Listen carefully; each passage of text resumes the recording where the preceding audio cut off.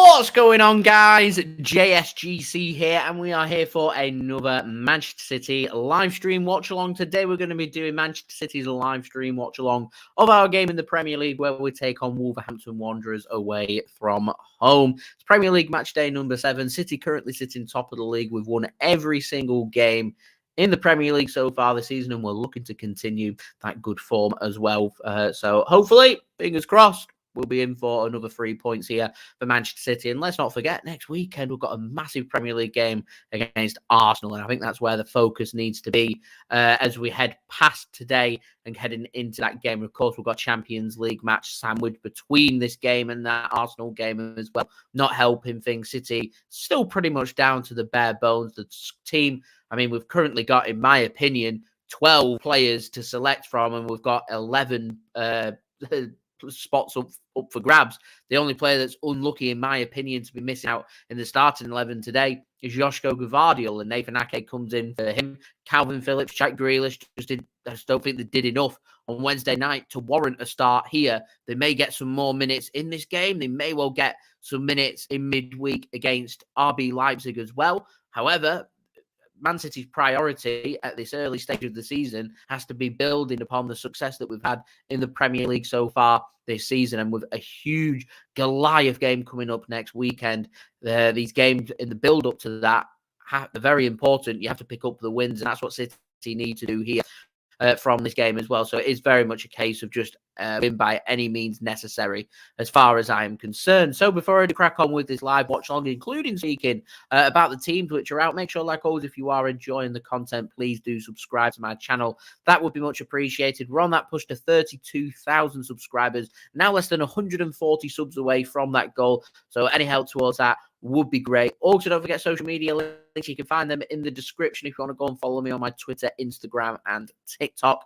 Email also in the description too if you want to hit me up for any sponsorship training videos or any general business inquiries. Please do leave a thumbs up once more. 100 likes is the aim. I know we're off to a good start already, on to 20 likes, so 80 likes away from 100 likes. Any help towards that would be much appreciated. And also don't forget to let me know where you're tuning in from and your score prediction in the live chat. We've got John regular here on the JSGC channel. Thank you very much to John for tuning in. Hope you are well. Bradley tuning in from Australia. Love that one. So he's a huge Nunes fan, hoping for a big game from him. He's going to be in for a frosty reception, I'm sure, from the Wolves faithful. Only spent a season with them.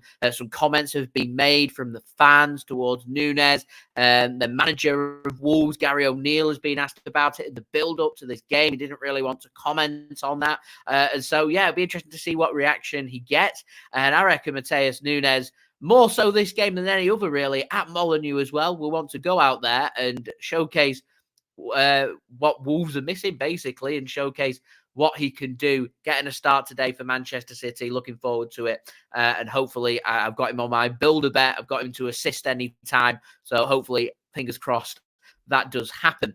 So we're going to crack on. We're going to speak about the teams because the team news is out. So we're going to go have a look at the teams and draw up some thoughts on that and some opinions.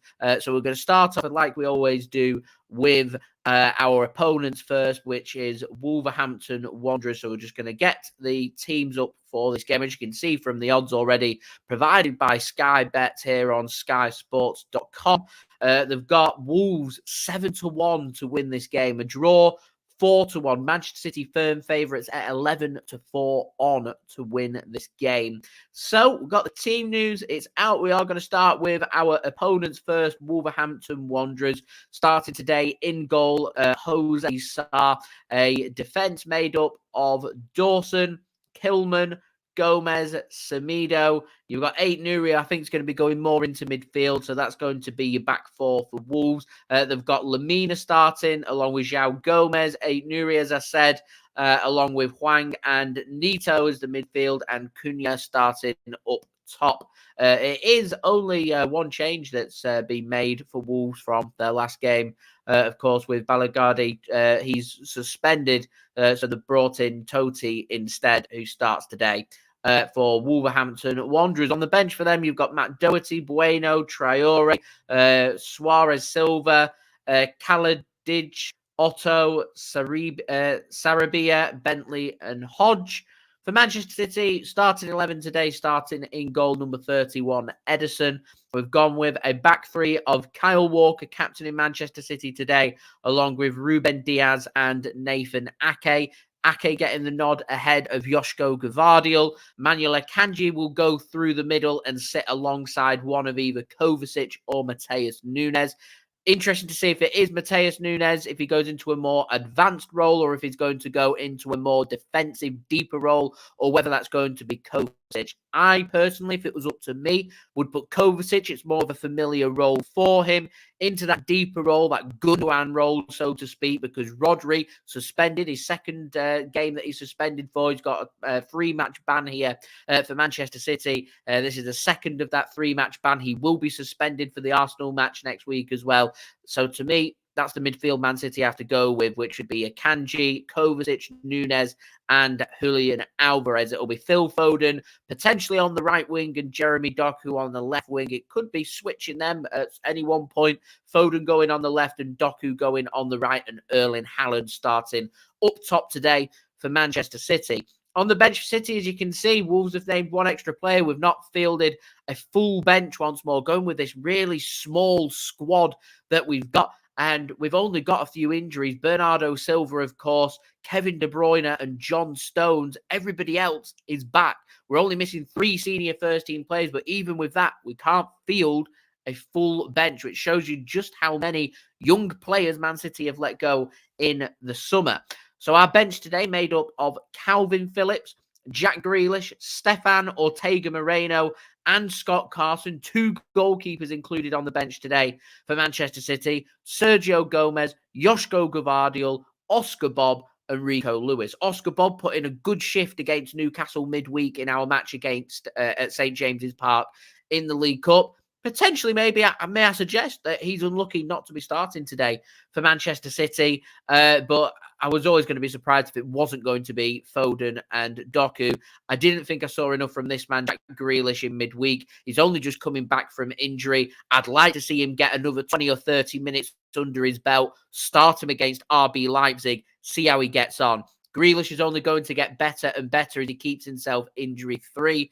We need to be getting the very best out of Jack Grealish, because if not, we are pretty stuck for options, and it will be a case of Foden and Doku occupying the wings for Manchester City whilst De Bruyne is out injured, because Bernardo Silva is the only other player that will help cover that. So you need them options.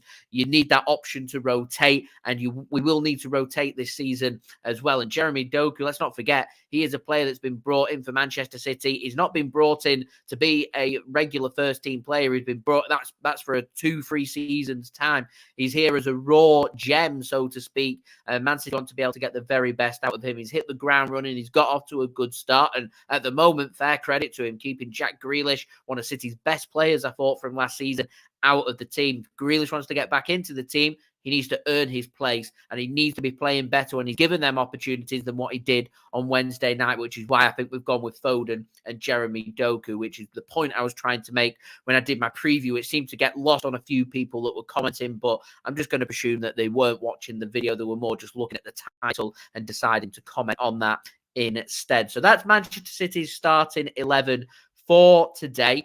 Do let me know your score predictions in the live chat. I think I'm going to go with a 3-0 victory today for Manchester City. I'm going with Erling Haaland to bag at least 1 goal. I think Julian Alvarez has been in good, fine form in the Premier League for City to find another, and I'm a backing as well. An outsider, why not? I'm going to go for maybe a Mateo Kovacic goal. And as I said, when it came to my betting tips in my preview, I'm sticking with it. I'm staying clear of cards because I don't think this is going to be that much of a physical game. I think Man City will be able to dominate this one. I think we'll be able to create opportunities, and I think we're going to be clinical in front of goal as well. So I stayed clear of fouls and cards and gone more towards the offensive tips instead, and I've gone with Matheus Nunes to find an assist today for Manchester City. I was in an R in between him and Phil Foden. I got better odds on Matheus Nunes, so I thought, you know what, I said it in my preview, put my money where my mouth is, and that's my builder bet. Manchester City win today. Erling Haaland anytime,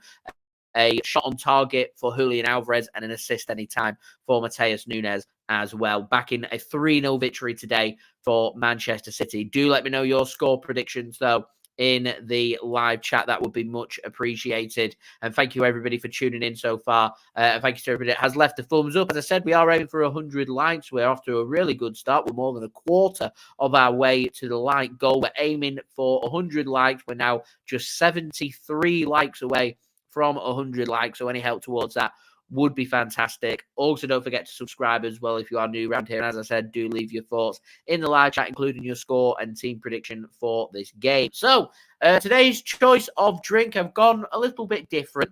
For some reason, I seem to be going off a bit of the fruit ciders, but I'm giving this one a try because I've not tried it before. It's a Record League, and I do like Record League's drinks. I've never had a wild berry drink before, and that's what I'm on today. I've already had a taste of it. I already know that it's nice.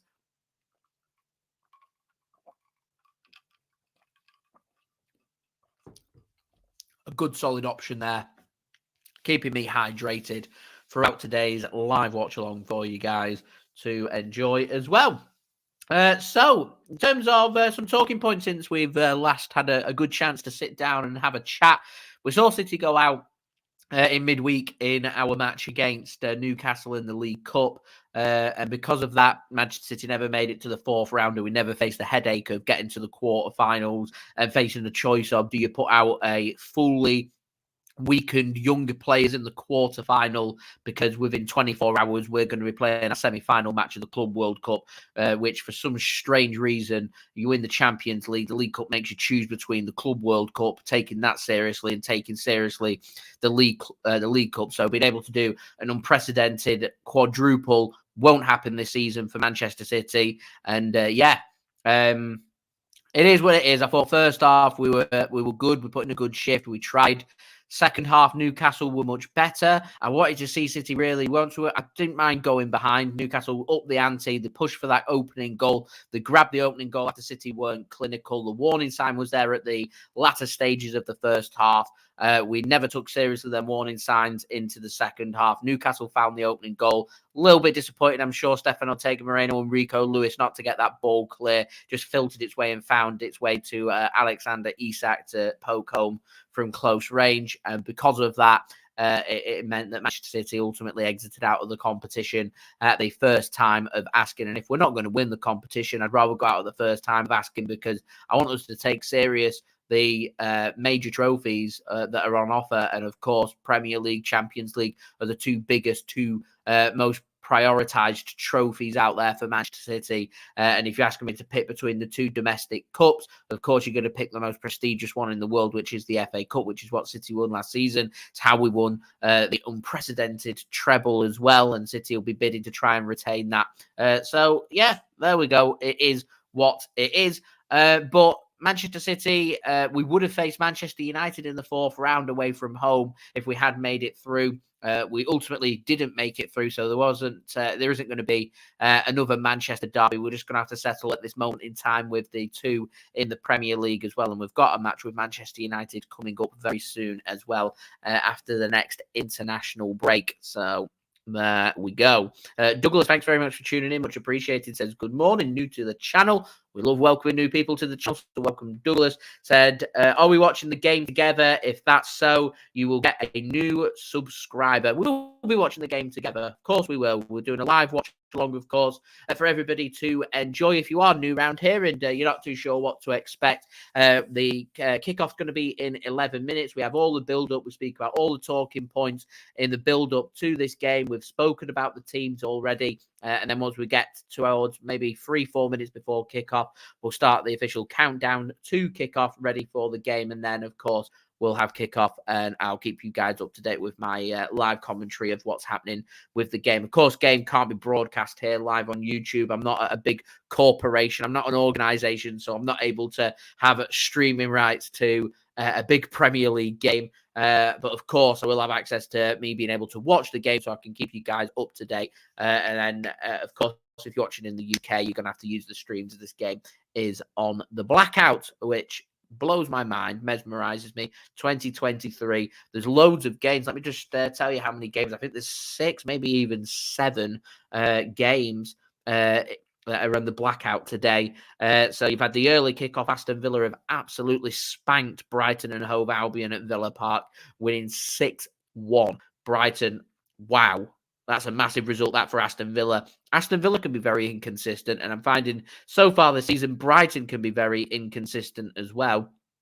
Picked up 5 wins from 7 games and looking pretty good, but when they've lost heavily. They've been annihilated in them games, and that sent Aston Villa on goal difference over Brighton, and Aston Villa up to 3rd place right now, and Brighton into 4th. Both of them teams now sitting on 15 points. City 3 points clear of both Villa and Brighton at this moment in time. It's Liverpool that are the team closest to Manchester City and the team that potentially we could be in a title race with so far, but Liverpool not in action for the 3 p.m. games today, but they are in action today, taking place a little bit later in a very niggly, tricky match away from home, where they're going to be taking on Tottenham Hotspur. So the 3 o'clock kickoff, you've got 1, 2, 3, 4, 5, 6 games. 6 games in the blackout. 8 games today in the Premier League and a couple tomorrow. And it absolutely blows my mind. It really does blow my mind. But sorry, there's not a couple of games tomorrow. There's just 1 Premier League game tomorrow. I'm not too sure why that is, but yeah, you've got Nottingham Forest taking on Brentford tomorrow, and on Monday night you've got Fulham taking on Chelsea. So the 3 p.m. games you've got today, you've got Bournemouth taking on Arsenal. I'll keep you guys up to date with all the scores happening from around these grounds. Everton taking on Luton Town, Manchester United taking on Crystal Palace, Newcastle United taking on Burnley, West Ham United taking on Sheffield United, and of course, we've got Wolverhampton Wanderers against Manchester City, which is what we're going to be covering here on my channel today. So we're just 8 minutes away from kickoff for this game. Pep Guardiola apparently suspended. I think he's picked up 3 yellow cards in domestic matches so far. I mean, we've only played 6 games in the Premier League and 1 League Cup game, 7 games. 2 of them Pep Guardiola was away for due to his back operation. So Pep Guardiola's only been on the touchline for 5 domestic games so far this season. In 3 of them, he's picked up a yellow card. He's suspended. He can do the pre-match press conference. He can do the post-match press conference. I'm going to presume that he's allowed to communicate with the coaches and the staff. He's just not going to be in the dugout today. He's going to be in the director's box instead, giving instructions to the team. I'm not too sure if he's allowed to do the team talks before the game, during the game, or after the game. We'll have to wait and see. But yeah, Pep Guardiola suspended due to 3 yellow cards, and he's going to be in the director's box today. And City are going to be led by manager Juan Marlilo instead. He's already done a couple of games, of course, an away match against Sheffield United that we won, and a home match as well against Fulham that we also won. So we do have a good record under Juan Marlilo. Am I concerned? Absolutely not. Manchester City have had all the build-up. They know what they need to do. Pep Guardiola physically is there in the stadium with the team. He's just not going to be on the dugout shouting and doing his hand actions. I imagine he's probably in the director's box, back row, stood up, hand gestures going. He's just not in the spot next to the pitch. He's higher up instead, is the only difference. So not concerned about that whatsoever.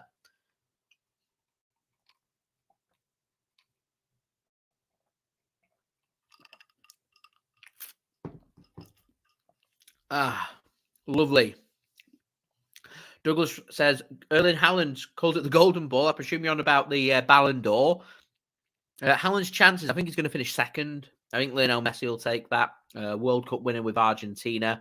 They seem to have a lot of favouritism towards World Cup winners, and in particular have big favouritism towards Lionel Messi. But it's safe to say that Lionel Messi, if he wins it this season, okay, he wins it this season.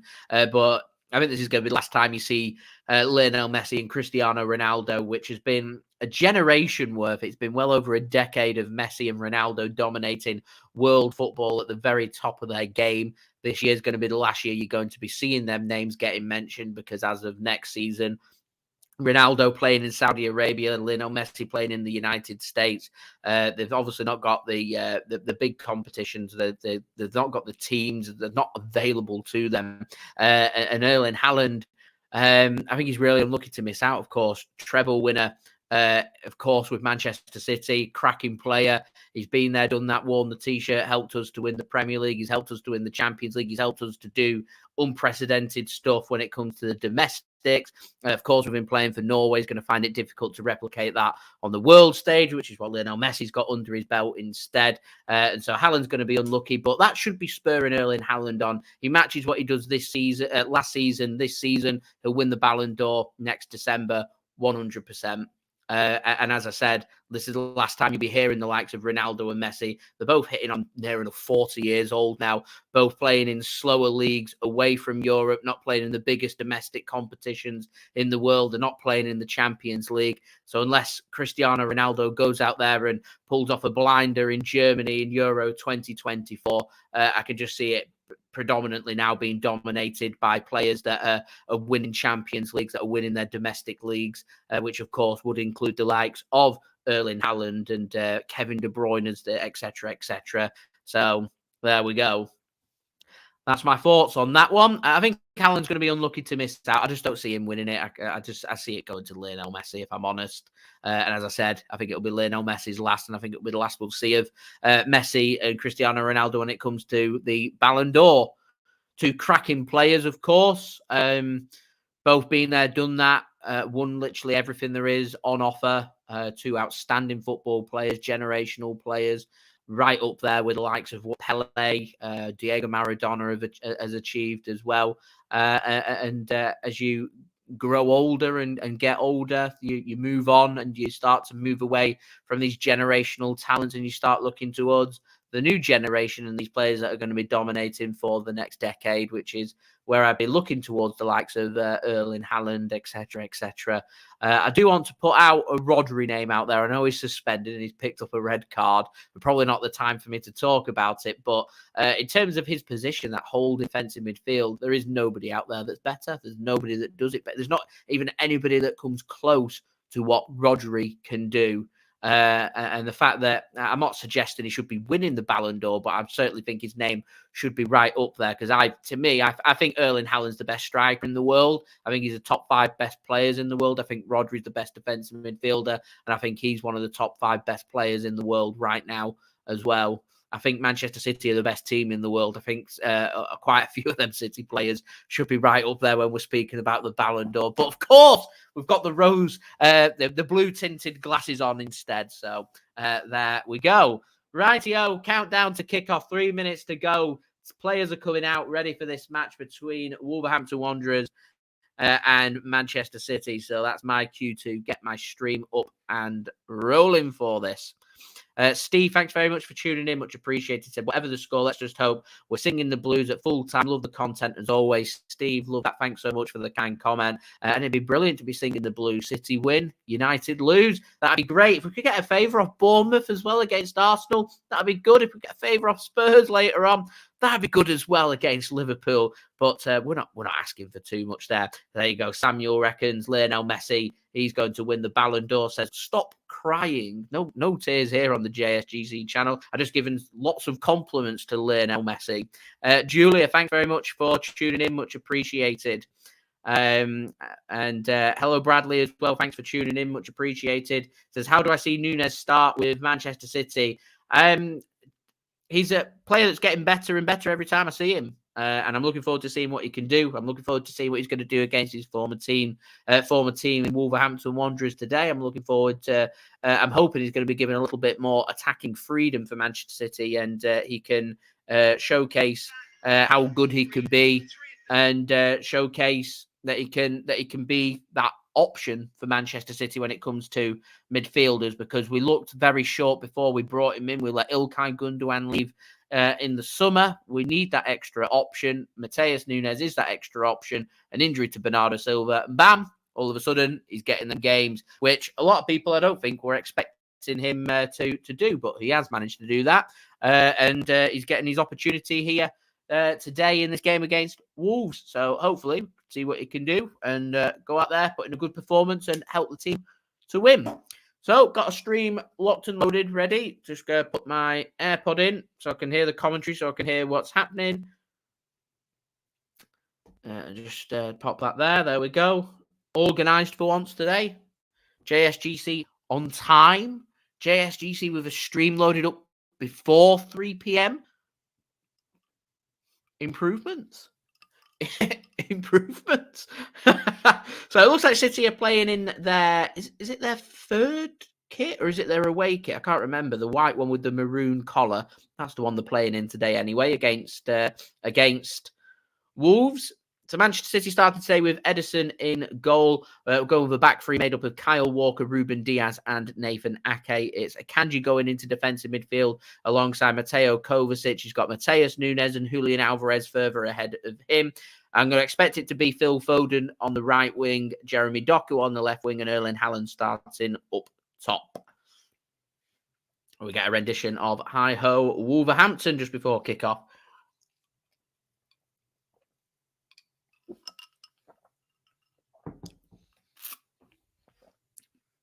Wolves stood over it, playing in their yellowy orange colour shirts, black shorts, and yellow orangey coloured socks. Attacking from right to left, Manchester City attacking from left to right, and we do have kickoff here. Wolves get us underway. Manchester City playing in their white shirts, maroon shorts, and white socks. Douglas, he says, do I think Jack Grealish should be starting on the lineup once he recovers from his injury? If he was the coach, I'd be keeping him on the bench for the rest of the season. Outrageous call there. Jack Grealish is a cracking player, a really cracking player. He was one of the best players, I thought, in that second half of the season for Manchester City. And what I would be looking for from Jack Grealish, just coming back from injury, you need to get him that regular playing time. With Manchester City, it's so difficult because you get an injury, another player comes into your spot. They don't often get that opportunity. They don't often get that chance. Because of that, he then has to be patient to get his spot back in the team because these other players want to take them opportunities because they're not going to get their opportunity. And that's what's happened with Jeremy Doku. He's coming to Manchester City, really hit the ground running. He's offered something a little bit different. He's very different to that of Jack Grealish. He takes his man on. He'll run to the byline. He has the pace for days to be able to get past defenders. Physically pretty strong as well. He's got a good eye for goal. He knows how to drill low balls into the box as well. He looks like a tidy talent, Jeremy Doku. And because of that, Jack Grealish has got his work cut out to get back in the team. He has to first focus on getting over his injuries. Then he has to find his form. It looks like he's just recovered from his injury, so he needs to start to get his form back. And he'll get some minutes here today, I'm sure. He'll get some minutes against RB Leipzig. I think he's going to be starting that game. And that's where we really need to be pushing, hitting hard, and hopefully get that going ready in time for the after the international break and into October as Manchester City have their first shot of the game. It's high over the crossbar from Manuel Akanji, about 40 yards out, high over the crossbar, wide as well. 2 minutes in, Manchester City dominating this possession here so far at Molineux. So John informs me it's the second kit City are playing in rather than their third kit. What's the third kit? Is it that light, dark coloured lightning kit, I think? I'm not sure. Is Man City's kits for the season. And, of course, the sky blue shirt as well as our home shirt. Steve, thanks for tuning in. Says, can I bring back the match clock? I'd love to have the match clock. I'd love to have my yellow banner and everything going. I use a different operating service for that. So that's something called OBS streaming that I use that gets all the fancy stuff that I absolutely love. I don't have access to OBS right now because JSGC needs the streaming softwares to support it, and I need a computer that can hack it, basically. I've got a computer that's excellent for editing, which is why I can produce I think some real good visuals on the video side of stuff. When it comes to the streaming, I need a new computer, and computers are very, very, very expensive. So currently trying to put a lot of my YouTube money towards a new computer. So once I get the new computer, it will be coming back. Just not going to be anytime soon. So I'm having to use StreamYard instead, which is something I've not really used up until this season. And I've not really figured out on how to put a clock on there. Otherwise, I would. If I could put everything from OBS onto StreamYard, I would. It's a temporary measure. It will be back at some point. I can't say when it will be back. I mean, the better my videos do, the more I get paid. The more I get paid, the quicker I get the computer. The quicker I get the computer, the sooner I can bring the clock and the yellow banner back. Pretty much how it works. At the moment, just chipping away at it. But at some point, hopefully this season, it will be back.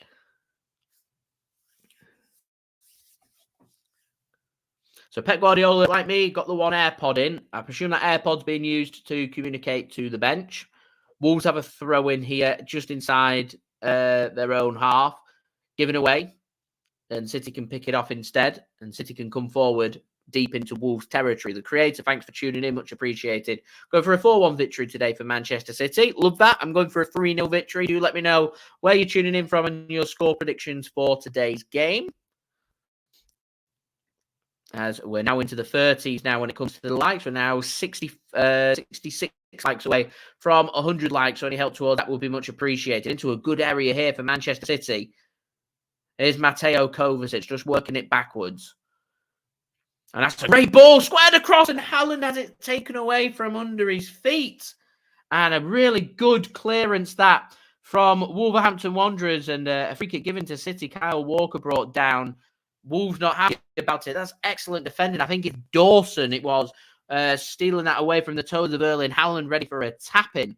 Really, really good work from Manchester City. Matheus Nunes, it was. There was my assist ready and waiting. And Erling Haaland has it taken away from him. Really good defending. Free kick here for City then, right next to the corner flag. So basically a corner. Swung in from Julian Alvarez, headed clear by Wolves to the edge of the penalty area. Jeremy Doku on his right foot. Shot wide. Just wide from Manchester City. Good stuff this from City so far in the opening few minutes of this game. Julia going with a 3-0 victory today for Manchester City. John backing a 5-1 victory for City. The creator tuning in all the way from New York, United States of America. Love that one. Thanks very much for tuning in. Douglas says, does anybody know of any websites to get Premier League matches online for this game especially? Just search for it on Google. You'll find it, I'm sure. Oh, Mixed won't be very happy. Preston North End are behind at home against West Bromwich Albion. Julia says, if I'd asked a week ago, would have said that it's tuning in from Evian-les-Bains. I hope I've said that correctly. Is that French? Baba Vroom. Very nice. Hope you had a nice time there, Julia.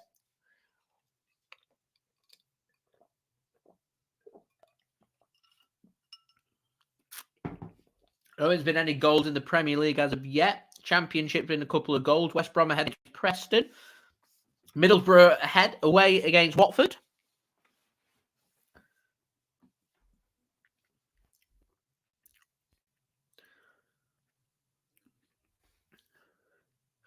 Crawley ahead against Sutton as well in League 2. Is it League 2? I think it's League 2.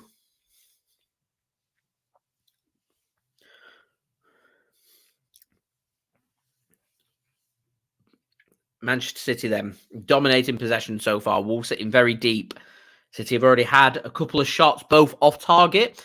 And Erling Haaland nearly had a tap-in despite a good ball from Matheus Nunes played across and good build-up play. Equally excellent defending from Wolverhampton Wanderers from Craig Dawson at the back. Ensured Haaland didn't have that tap-in. So it remains 0-0 here at Molineux between Wolves and Manchester City. And Wolves now having their first little spell on the ball, just working it out from the back. Dawson then works it across to the right-hand side. Oh, lovely. Lake Geneva. French speaking, where Evian water flows freely from a public spring. Sounds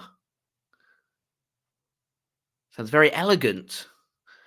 Bristol City ahead against Sam Bell. Against Sam Bell? Sam Bell with the goal. Bristol City ahead against Stoke City, former Premier League side. AFC Wimbledon trailing against, is that Tranmere Rovers? It is Connor Jennings with the goal.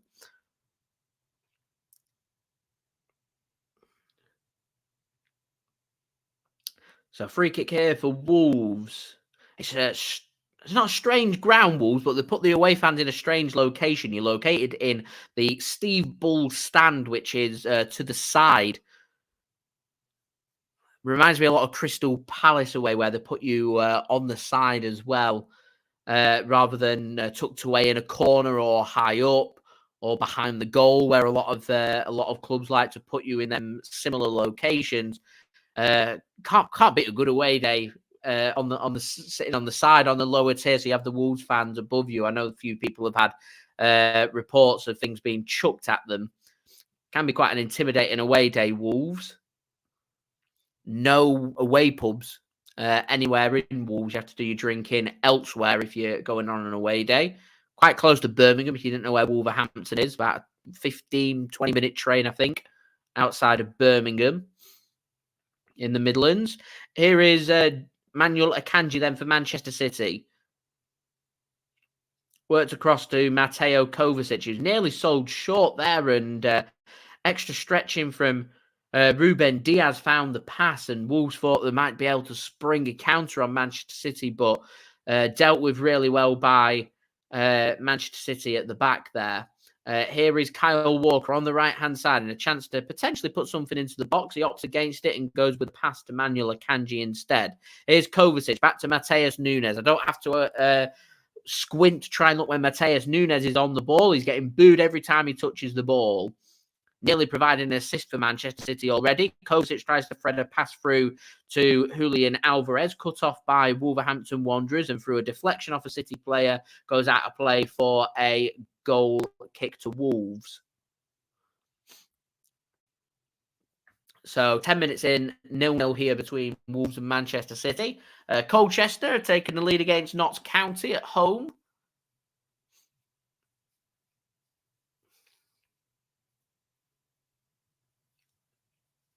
Wolves then just playing it out from the back, passing it, launched long. They find the header. City pushing for that second ball. Wolves win the second ball. It means they can have possession a little bit higher up the pitch for the first time. Into the City half, attacking well. Does well there, Totti. Onto the left-hand side. Cross comes in and headed clear by Manchester City.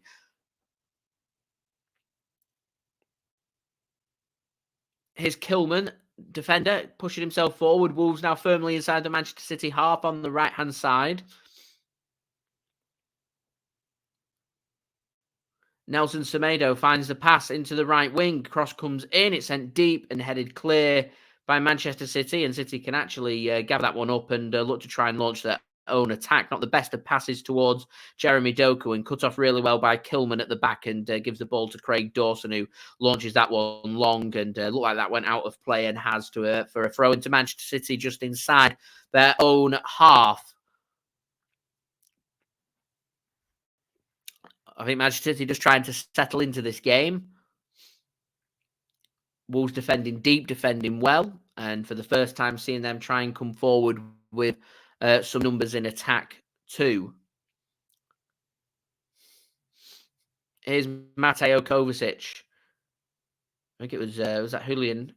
Phil Foden getting in the way of him, and Nathan Ake can't make the interception, and Wolves here into the penalty area. Chance to drill a ball low, and it takes a deflection and into the back of the net. Wolves are ahead. I think it's come off Ruben Dias. And Manchester City, 11 minutes in here at Molineux, are behind. Not in the script for Manchester City. They're giving Pedro Neto the goal, but I think that's an own goal rather than a goal for Pedro Neto, if I'm honest. I think it's an own goal for Ruben Dias. And that all came about through Phil Foden getting in the way. The ball gets given away. Nathan Ake doesn't win the challenge. Pedro Neto just keeps it in, goes to the byline, drills a ball across. It's 100% an own goal by Ruben Dias. It comes off his thigh, takes it beyond Ederson into the corner of the net. And that is a very frustrating start for Manchester City. Very frustrating start.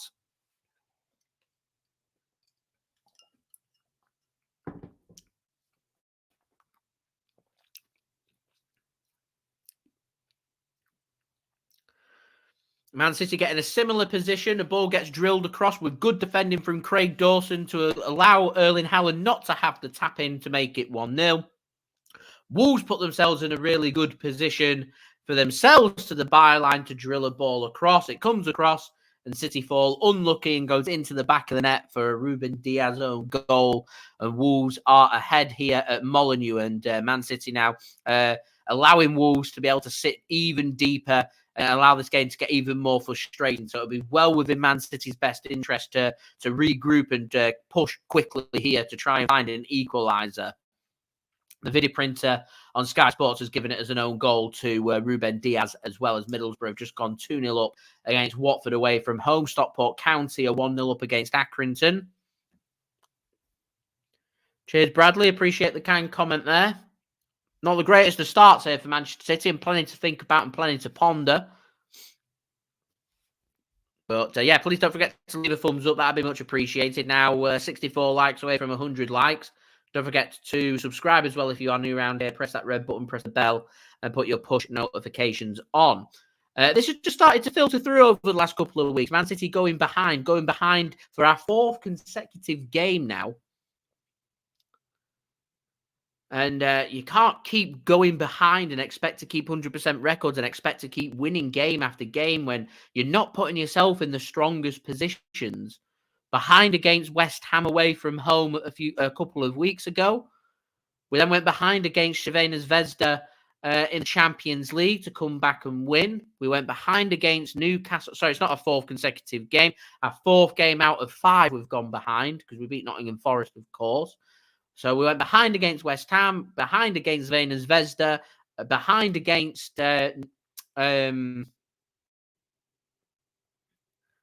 Newcastle midweek, and then behind here against Wolves as well.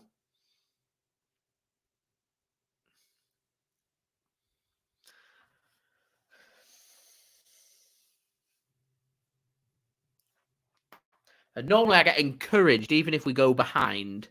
I see how City are playing, and I say to you guys, patience. We're creating them opportunities. We're making things happen. But the thing that concerns me most here is 15 minutes in. We're off to a nice bright start 3 minutes in, but for the last 10 minutes, we've not done anything, and we've conceded. Here's Jeremy Doku now. As Newcastle have just taken the lead at home against Burnley, struggling for Vincent Kompany and Burnley so far. Miguel Almiron with the goal. Here's Akanji.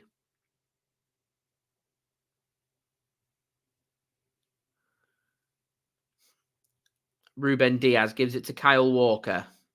Thought about putting a ball into the box. Opts against it. Gives it to Akanji instead.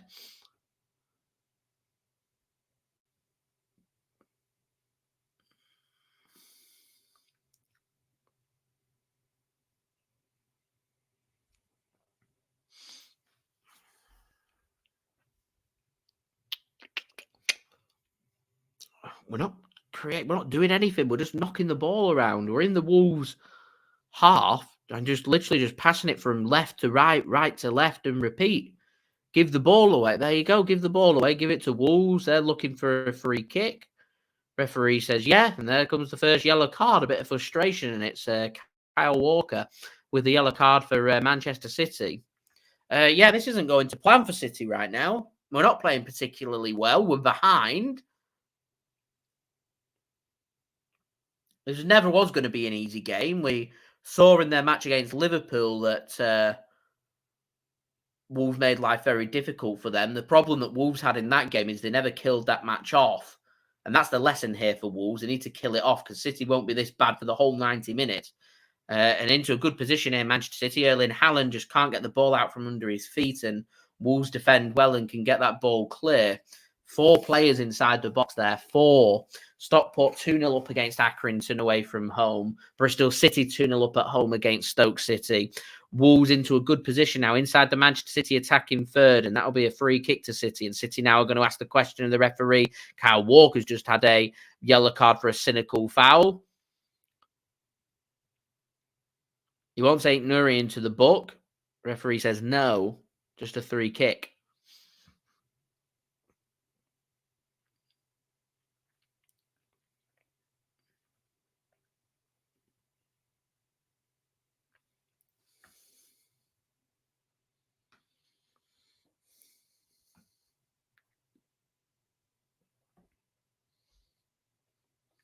Stream's just stopped working. I'll get it to work again in a sec. Arsenal have now gone 1-0 up through Bukayo Saka.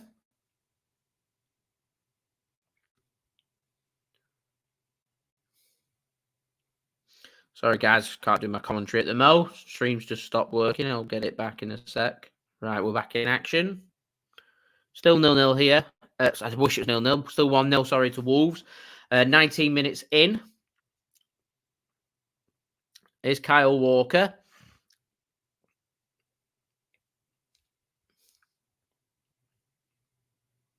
Good point made by the commentator there. 11 of Wolves' 12 goals that they've conceded so far has come in the second half as they start to tire, is where the problems have been for Wolves. And City bundled over and a throw-in given to Wolves. Well, for days, like that was a free kick to Manchester City.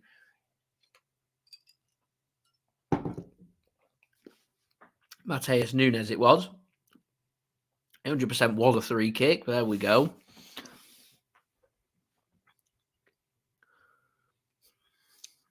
Watford have just pulled a goal back against Middlesbrough at home. So 20 minutes in here. Wolves lead 1-0. City not getting too much in terms of creating opportunities here. Hoping for some Wolves mistakes, but other than the first couple of minutes where Wolves looked a bit shaky, they've looked pretty strong since then. And I think City, rather than relying on mistakes, are just going to have to force the issue themselves.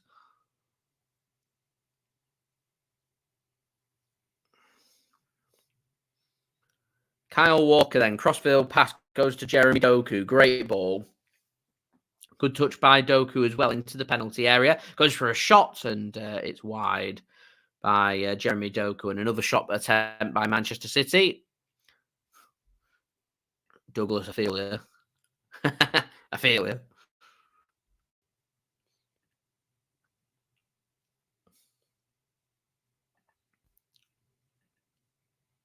Franklin, thanks very much for tuning in. Wanting Manchester City to win.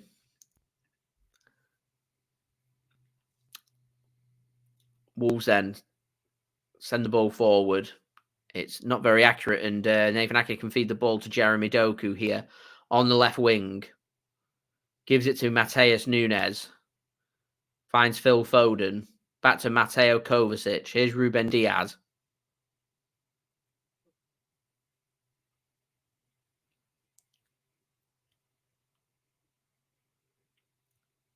It's a chance here for a shot for City.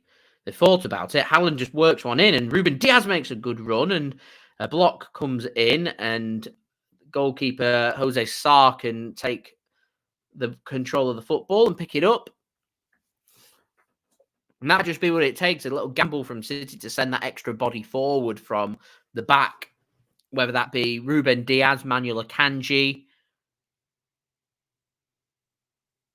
Nathan Ake, send somebody forward. I mean, the amount of times we saw John Stones popping up, playing in that defensive position for Manchester City, that's something John Stones does really well, and that to me is what sets him above and beyond everybody else that we've got in the City squad, and has been a big absentee, in my opinion, so far this season for City, filling in that hole. His ability to read and judge the game, and when he wants to go forward and when he wants to defend, when he needs to do that, is very good.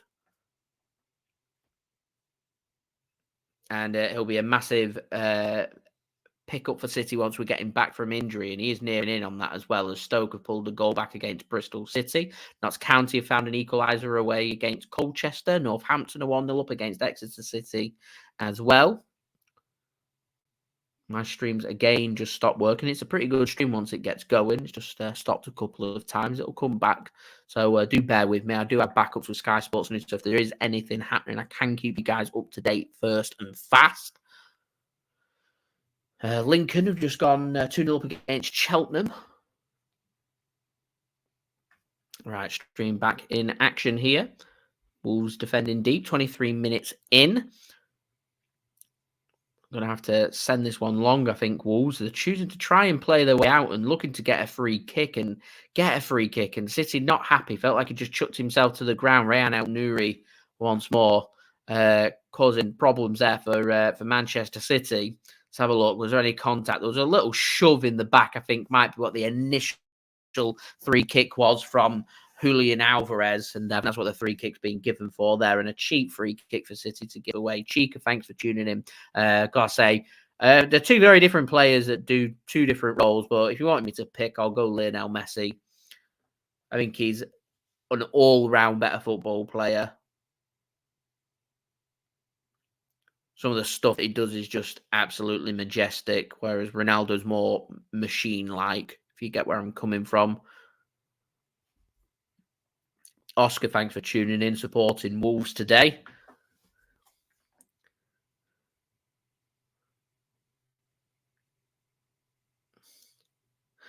Wimbledon have found an equaliser against Tranmere at home. Hwang's just committed a foul on Manuel Akanji. Akanji just gets to the ball first and makes the clearance with a high foot. Akanji's felt that one. Back to his feet, though, which is good news. Last thing we need is more injuries at this point. 25 minutes in, Wolves leading here by 1-0, and Manchester City not playing very well at all. And this is the downside. It was all fine and well, saying that you're happy to go out of the League Cup. But for a team that's won every single game this season, you lose one game, you make them changes, and all of a sudden you get off to a slow start in your next game, and all of a sudden you're struggling. And that's what's happened here.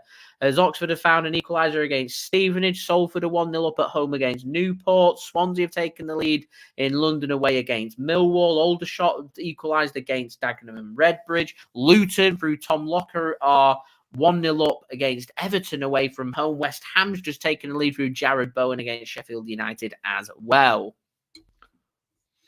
Douglas Pep Guardiola is up in the stands because he is suspended after picking up 3 domestic yellow cards. Matheus Nunes then should be a free kick for City, and eventually we do get the free kick as Plymouth are 1-0 up away at Hull. Bradford are 1-0 up against Walsall. And you'll love this one, guys. Crystal Palace have just taken the lead against Manchester United, as Julia says there. Steve, I do agree. The players that we've got injured are massive. The ones we're missing: John Stones, Bernardo Silva, Kevin De Bruyne. 3 outstanding players that we could really do without.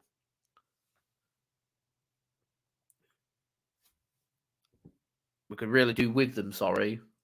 As Blackpool have taken the lead away against Barnsley.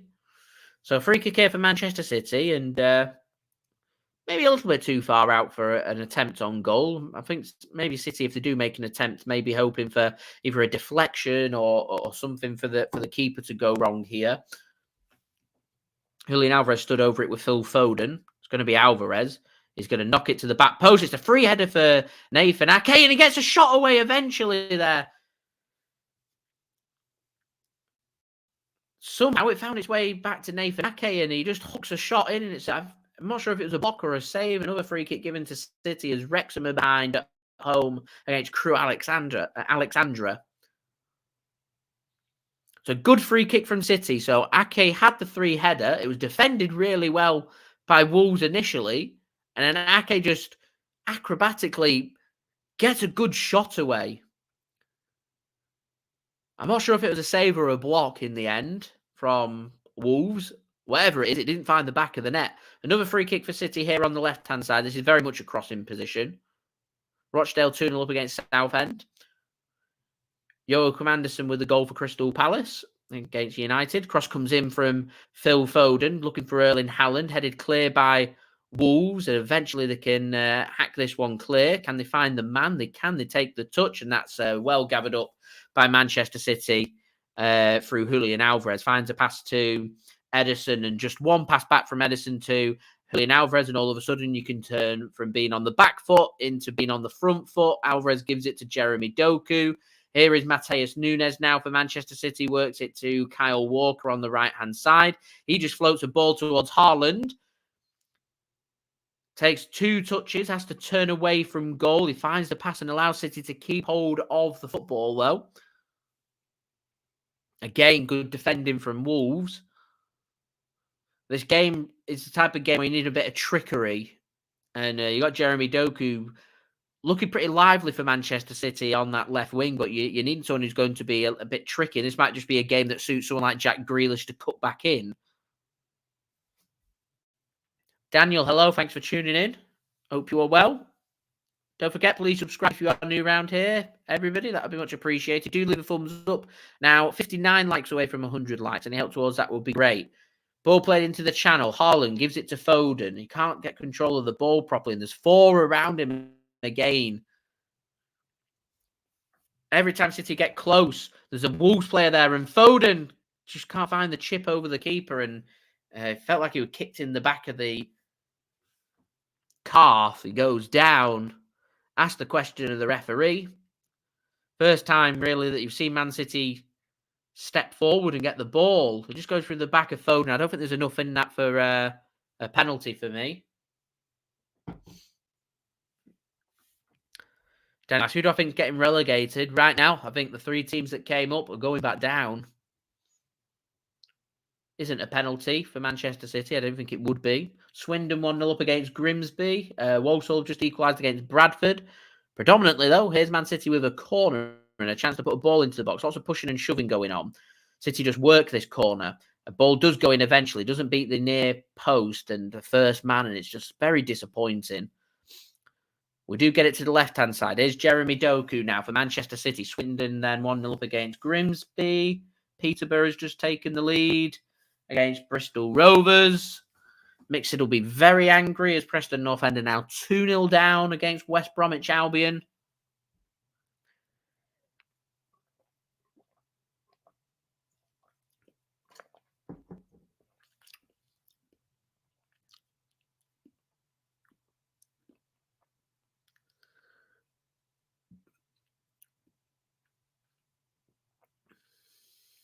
Southend have pulled a goal back against Rochdale, 2-1. Daniel wanting Everton to be relegated. Losing against Luton at home. Here's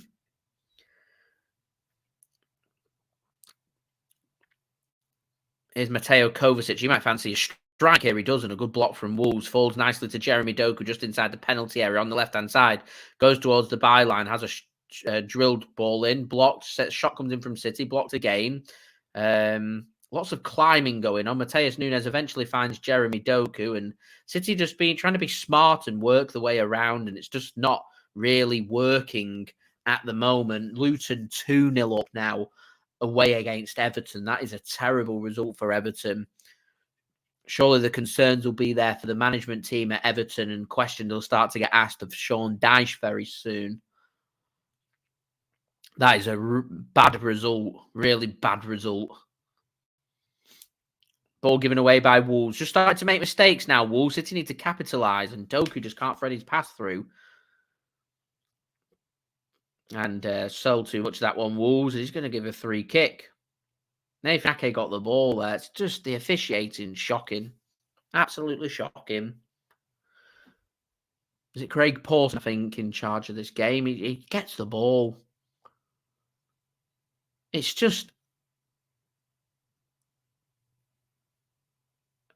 just awful officiating. Nathan Ake makes a sliding challenge and wins the ball. Commentator says he's lunged in and he's looking to get away with a booking. What's he on about?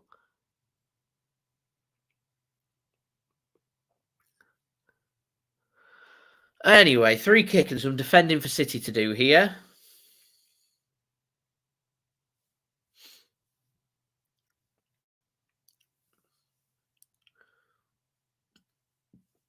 Carlton Morris with a goal for Luton. Ball gets floated in by Wolves, headed clear by City. Second ball comes to Wolves once more, so another chance to put a ball into the box. Again, City can get it clear, and this time the second ball falls nicely to Jeremy Doku, and he'll just send it up through the line. That'll take a clearance from Wolves and out for a throw into Manchester City through former Barcelona man Nelson Semedo.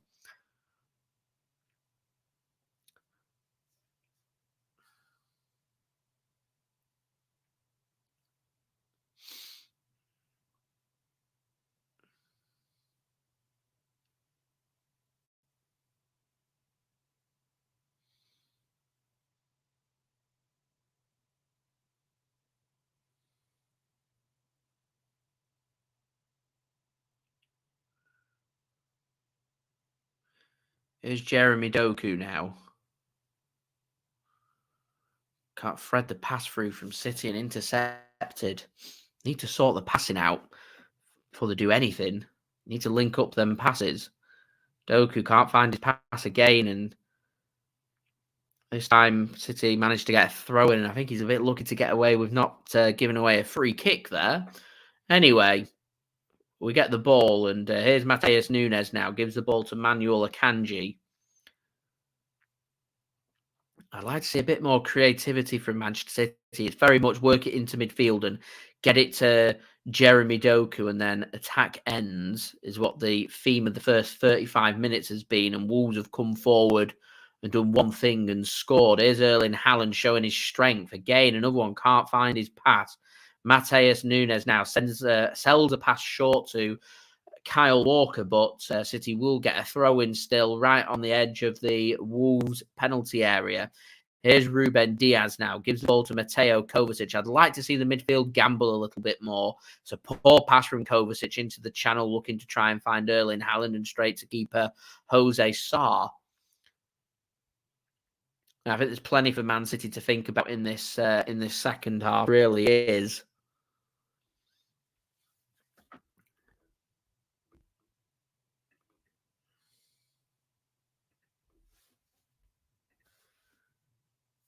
Wolves then just send the ball long, and ball falls nicely for them as well here. So they've got the chance here to maybe create the second opportunity of the game, and good defending from Manchester City. Ruben Dias finds the challenge and out of play for a throw into Wolves just on the outside of Manchester City's penalty area. And Wolves, this is the problem we've got now with us being behind. Don't have to commit men forward. They could just keep hold of the ball, look to frustrate Manchester City. It's all about what can Man City do with the ball. At the moment, the answer's not much.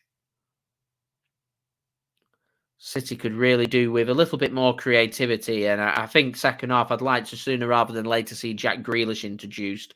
And Nelson Semedo manages to gamble and get forward. Sliding challenge comes in, and that's going to be a corner for Wolverhampton Wanderers. And more defending for Man City to do. We can't afford to go 2-0 down here. We can't afford to give Wolves that killer 2-goal cushion. We really can't.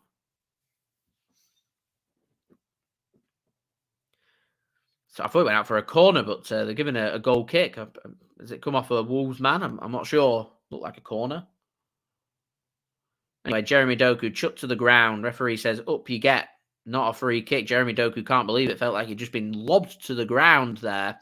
And in the end, I mean, Craig Pawson's just been terrible so far in this game. There's been numerous decisions that's been incorrect. Again, another banker of a free kick there. Just throw him to the ground. No free kick given.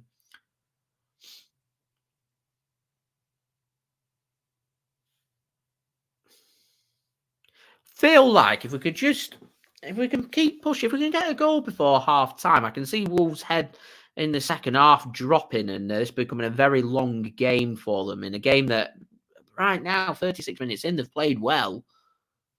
They'll be very encouraged by how they've been. It's very reminiscent of the Newcastle game this at the moment.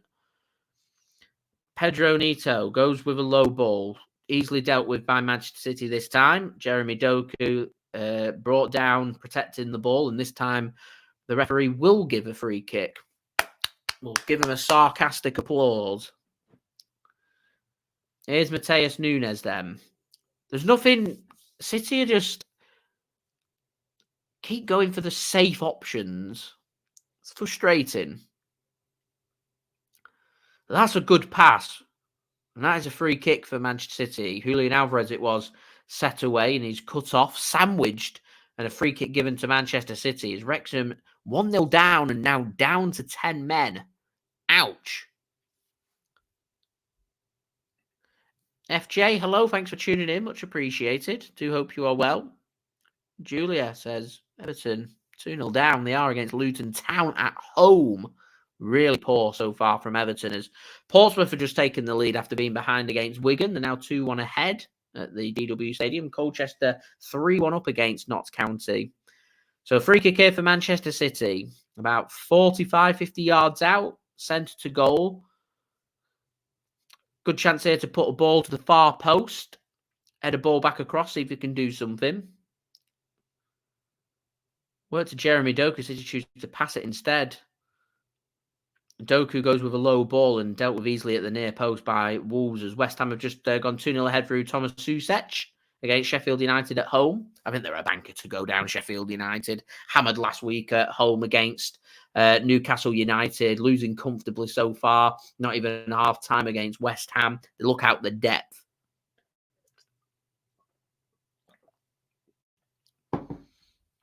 That'll be a free kick for Manchester City. Matheus Nunes brought down. My friend Craig, who you sometimes see on my channel, will be very happy. Dundee United have just found an equaliser against Queen's Park. Mansfield have just found an equaliser away against Gillingham. It was Nelson Semedo that brought down Matheus Nunes. As Rangers behind at home against Aberdeen. Gar Teneman with the goal for Aberdeen. Seamus, hello, thanks for tuning in. Hope you are well.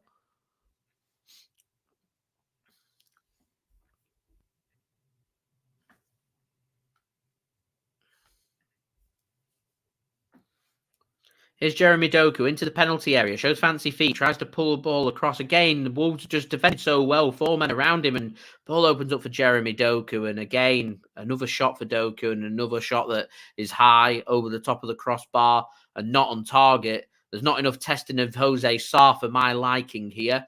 And I think at half-time, I'd be tempted to bring Grealish on for Jeremy Doku. It's not working for Doku at the moment. It looks lively. He wants to make things happen. This is a game that requires precision and creativity, and with how good Jack Grealish is on the ball and how good he is at buying free kicks, it could be just a useful asset that for Manchester City. As Wealdstone have just found an equaliser against Oldham Athletic in the National League. Poor ball that from Jose Sarr sent forward and straight out of play for a throw into Manchester City, so it's going to be more constant pressure on the Wolves goal, you would think, for the next few minutes. We're in the 43rd minute here at Molineux. Wolves lead by 1-0, thanks to an own goal from Ruben Dias. Thanks for tuning in, Steve. Need to keep the belief here, Manchester City. Remember, Wolves concede goals. It comes in the second half. 11 of their 12 goals conceded this season have come in the second half. So we're not in panic stations just yet. It'd be good if we could just find a goal before half-time. Changes the complexion of the team talks for both managers. And I think it'll settle City down a little bit more, because at the moment we're just not look very settled. He's given a free kick against Nathan Ake. This referee's an absolute joke. Absolute joke. That's 2 on Nathan Ake now that's been given that just weren't 3 kicks. He's holding his face, gives the ball away. He just catches him off the field, hooks it over Nathan Ake. There's nothing in that. Absolutely nothing in that. Absolute joke of a decision. Wrexham, down to 10 men, were 1-0 behind. Found an equaliser, Paul Mullin. He's holding his face like he's been shot. We've had a lot of time wasting so far. I suspect we're going to get 5 or 6 minutes added on here at the end of the first half.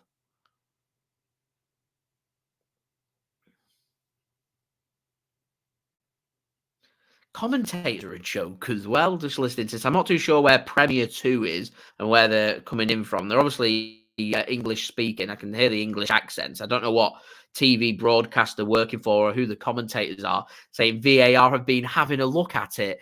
There's nothing in it. He chips the ball over his head. Nathan Ake then protects him by putting out an arm. There's nothing in it. Oh, man. I can feel myself getting frustrated. Never mind the players. Anyway, free kick to Wolves. Some defending for City to do. Ait-Nouri stood over this. Wolves just pass it instead. Sent long. Terrible ball forward. And that will be a goal kick to Manchester City. Far too much on that. He was looking for Craig Dawson, who'd gone forward, and just too much on it. An outplay for a goal kick. 2 minutes then, plus whatever's to be added on here at Molineux.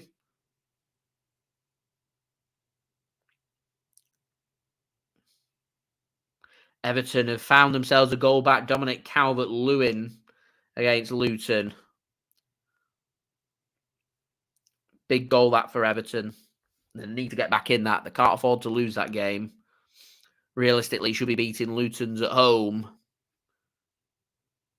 Particularly if you're going to be a team that's going to be down there towards the relegation zone come the end of the season. Nathan Ake then gives it to Jeremy Doku, stretching the pitch here for Manchester City, gives it to Kovacic. I'm not seeing enough from Man City's midfield for my liking. I've called the question about the wide players, but I'm just not seeing enough creativity from the midfield either.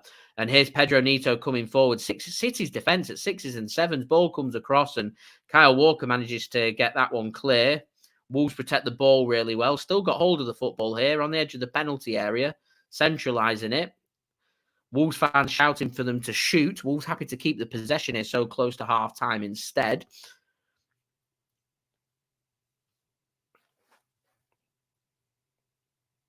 Arsenal have just gone 2-0 up from the penalty spot through Martin Odegaard. That's too much on that pass forward from Wolves, and that'll go out of play for a throw into Manchester City. City dominated possession. They dominated the attempts. I mean, Wolves haven't even had a shot in this game and are ahead.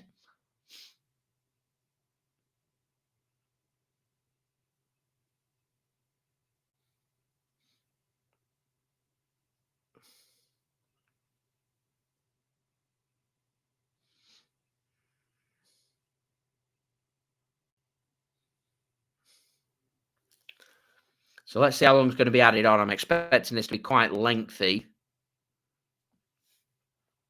3 minutes! The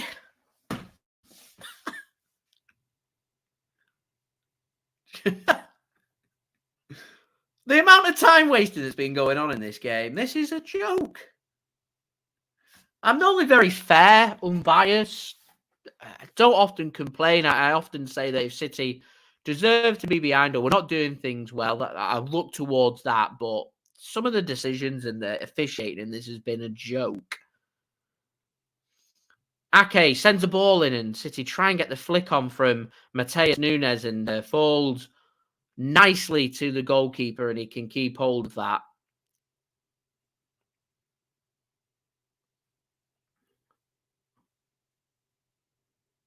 I'm not sure Matheus Nunes gets his head onto that, to be honest. I'm not sure that even counts as a shot. So I'm not sure we've had a shot on target yet.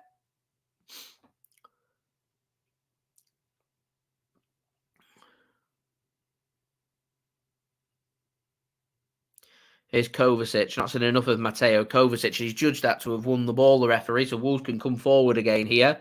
Play the pass in.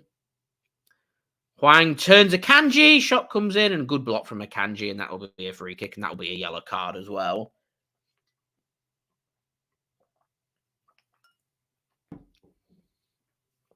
Ah.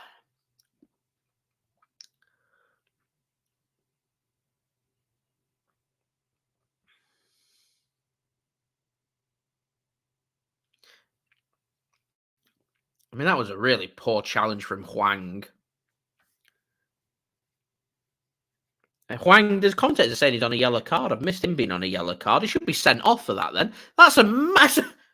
That is an awful challenge from Hwang. How is he not getting a second yellow for that? That is an awful decision from the referee.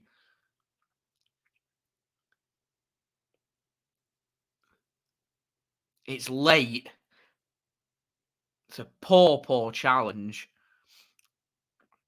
Here's Matheus Nunes. Gives the ball away and he'll get a free kick for City here.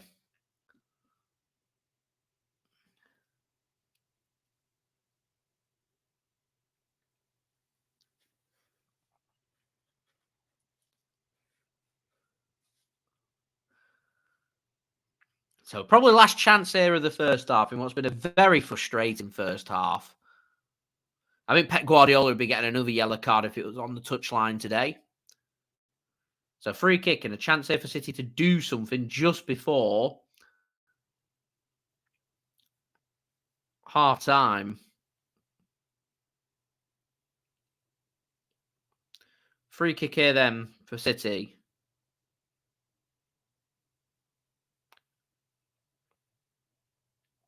Foden stood over it. Puts the ball in. It's a good ball in, and it's a good save. It's the best opportunity so far that we've had in this game for Manchester City. It's Ruben Dias with the header, and a good save for the keeper. And there is the half-time whistle here at the moment. I think Ruben Dias should do a little better there? It's a free header. It's a good ball in from Manchester City. And it's just not going to plan for Manchester City at this moment in time. Not going to plan at all. So don't forget, guys, if you're enjoying the content, please do leave a thumbs up. That'd be much appreciated. And do subscribe as well. We're aiming for 100 likes. We're on 47 likes. We're 53 away from 100 likes. So any help towards that would be fantastic. As I said, do subscribe as well. So we're going to go through the stats and draw up some conclusions here from this first half in what has been an infuriating first half of Manchester City so far. So let's just get the stats up.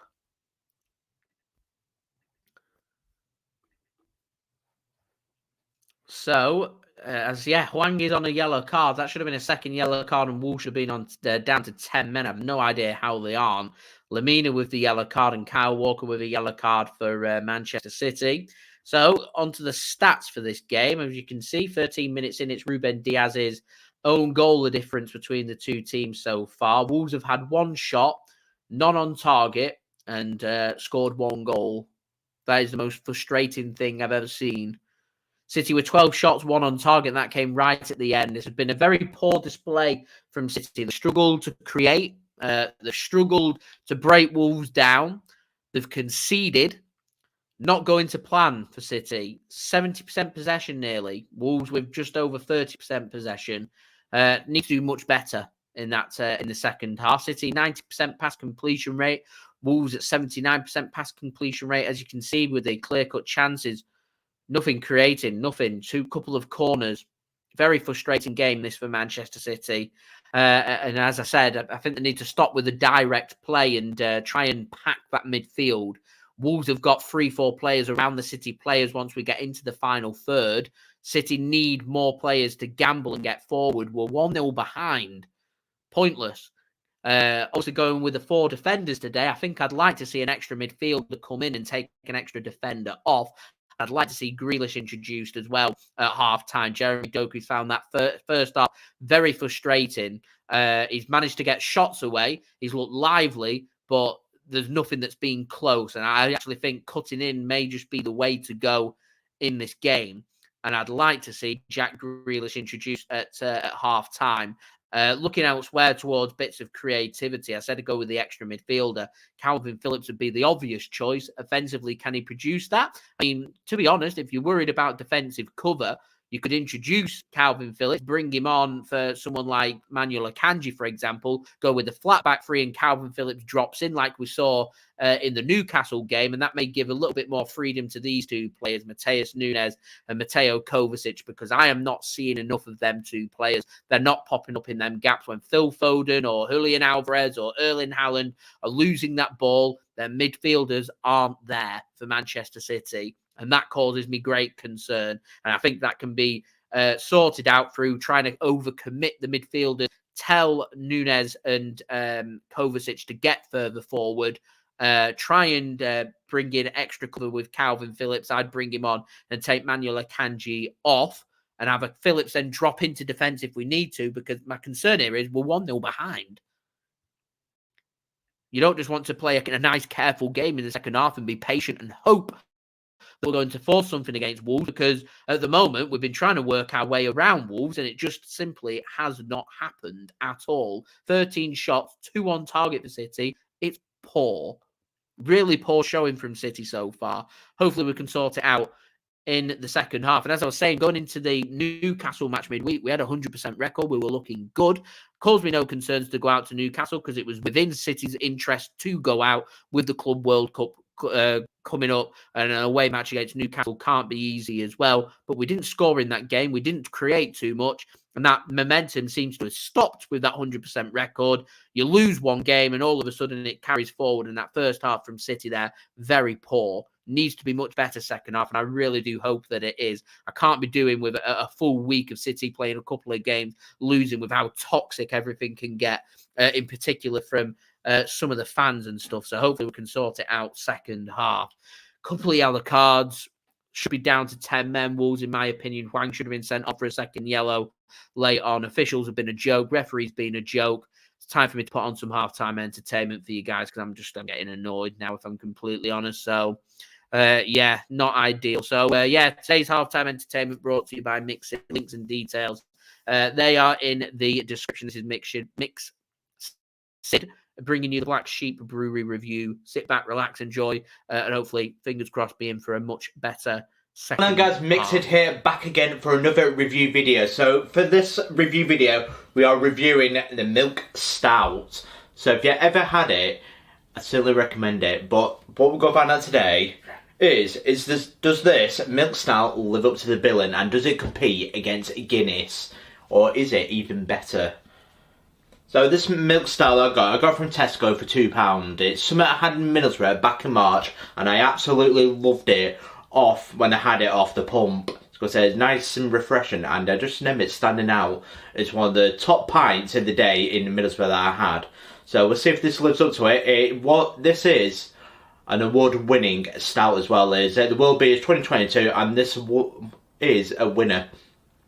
So this Milk Stout is made from Black Sheep Brewery. So this is the exact same that I had in Borough. So just got to crack it open. And if you want to know more about the Black Sheep Brewery, it is founded by Paul Feakston, the original Black Sheep, and an award-winning silky creamy stout, packing notes of chocolate, vanilla and coffee, brewed with lactose and a robust malt blend. This milk stout offers a satisfying sweetness that cuts against a light bitterness, brought together through an irresistible velvet texture. That is all the tasting notes that I remember, so we'll see if we can taste that again. So we'll just pour into our pint glass.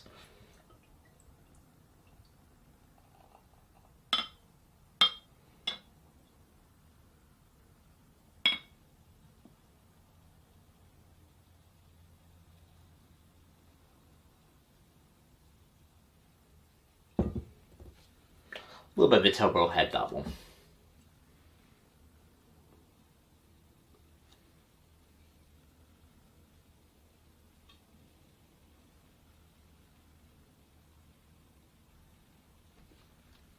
But yeah, I liked it that much. I thought, I've got to have this again. It's even JSGC, who's not even a stout fan, he enjoyed it in Borough as well.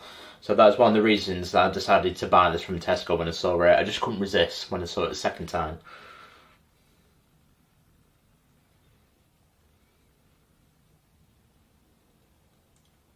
Another thing to mention though, you can see it's served in glass. I think that makes all the difference. I prefer glass rather than cans.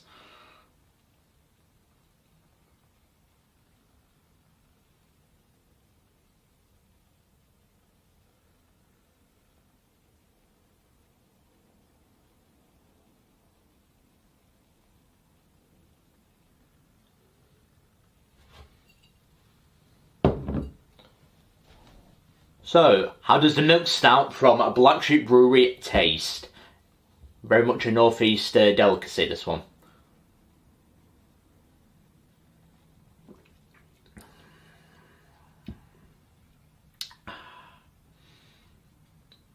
It's those coffee tasting notes that absolutely stands out, especially like a little bit of caramel, but it's the coffee that I just love about it with the vanillas, because it's so tasty. It's just so damn tasty, and I think as a personal preference, I think I like it even better than Guinness, and that is absolutely saying something. I just love this. I've been looking for a stout that can actually compete against it. I remember having the Black Rock stout. That certainly didn't live up to the billing, so I thought Guinness was better than this, but this one, it does. I can see why this is an award-winning stout. It's just so rich in texture. There's so much flavour with it, with the stout. Because with the coffee, then you can taste the vanilla and the caramel. But the strongest tasting ones that you'll taste is the coffee. That's what will stand out, especially with the caramel as well. Maybe a bit more on the pricey side of £2 for a bottle, but I certainly recommend it. It's absolutely beautiful. For me, I'm going to give it a 10 out of 10. I just like it that much, and I like it again like this. The other thing that make this any more sweeter or any more better is straight off a draft. That would be the winner. But this is certainly a style I would highly recommend. So do check them out as well. I was gonna say, if you do shop in Tesco, check them out. Give it a try if you like your stout. So since I'm doing a review, I will reward. So the design, it's a glass bottle, so I like it straight away. So I'd probably give it a solid, for design, I'd give it 7 out of 10.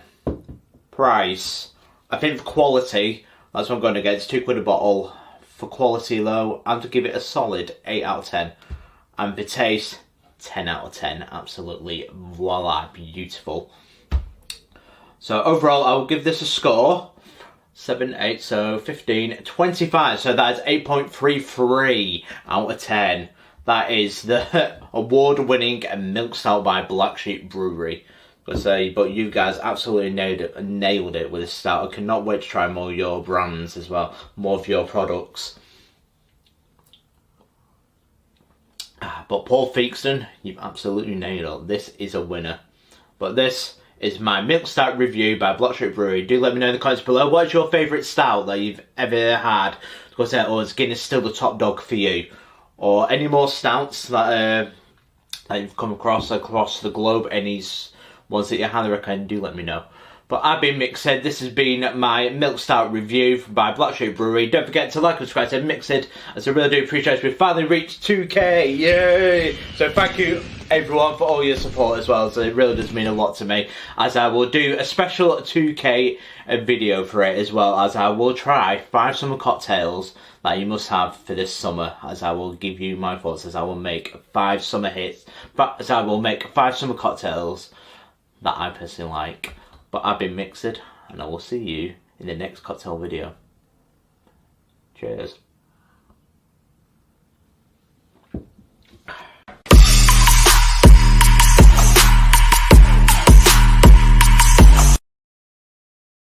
Thanks very much there, Mixed, to providing half-time entertainment for you guys to enjoy. I've still not calmed down. Still annoyed. We need to be much better second half. We really do. Really do. Anyway, we're on to 50 likes. That's a bonus. We're now halfway to our like goal of 100 likes. So any help towards that would be great.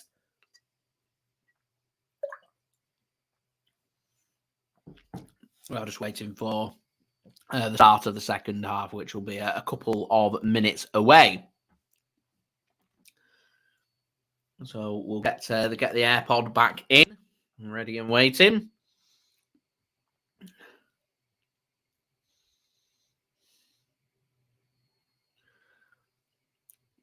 And we'll get the stream locked and loaded, ready to go again.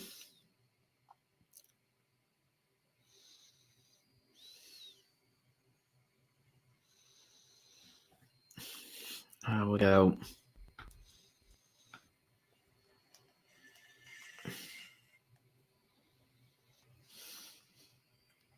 Do you know what? I'm going to mute the stream because I can't be doing with the commentators. So I'll take the AirPod out.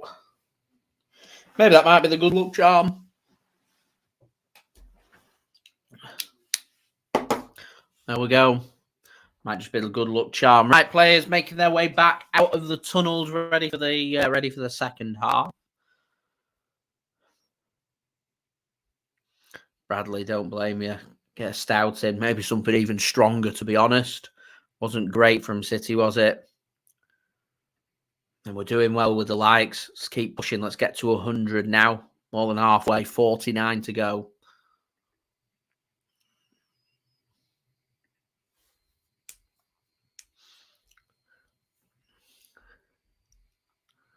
Manchester City making their way out the tunnel as well. See if we've made any changes.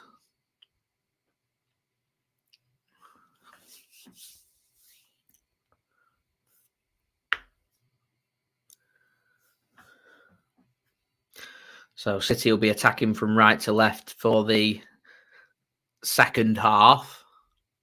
And City will get us underway for the second half as well very soon. I'm not too sure what the hold-up is in the tunnel.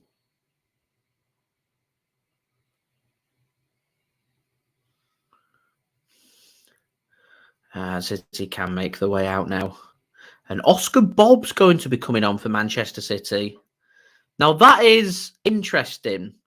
As I said, he looked really good for Manchester City in that in that first half of City against Newcastle. And City backing him, bringing him on here. And Oscar Bobb's going to come on. Who's he coming on for is the question. I wonder if it might just be one of the midfielders to get Foden into the middle. I wonder. So Erling Haaland's going to get us underway. I'd like to have seen Jack Grealish come on, but he hasn't. I'm just waiting for notice of who he's come on for. I've just seen that Oscar Bobb's come on. And Oscar Bobb's going through the middle and into midfield. So who's he come on for? Who's not on the pitch? Is it Matheus Nunes? Is it Nunes they've brought off?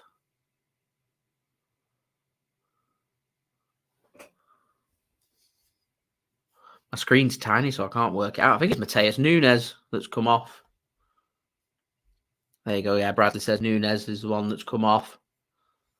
Right, City want a free kick and get a free kick. On the right-hand side, and a chance early on here to put a ball into the box. Lemina pleading his innocence. Referee's already given the free kick.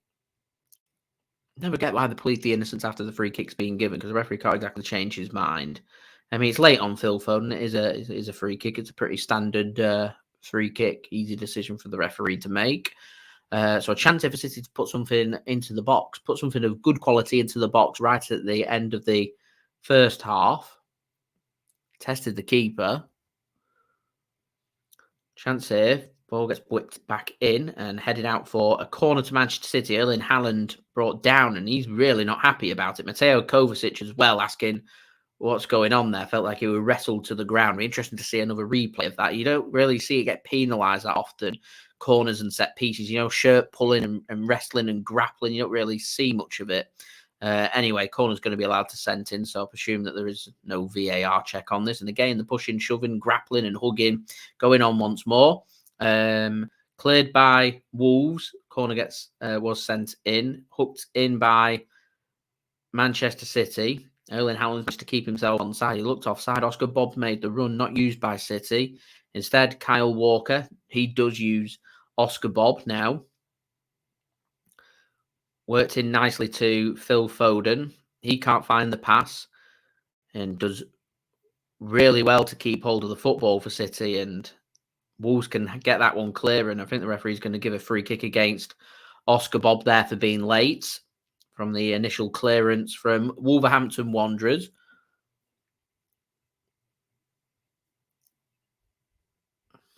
And Wolves can just take that momentum away from Manchester City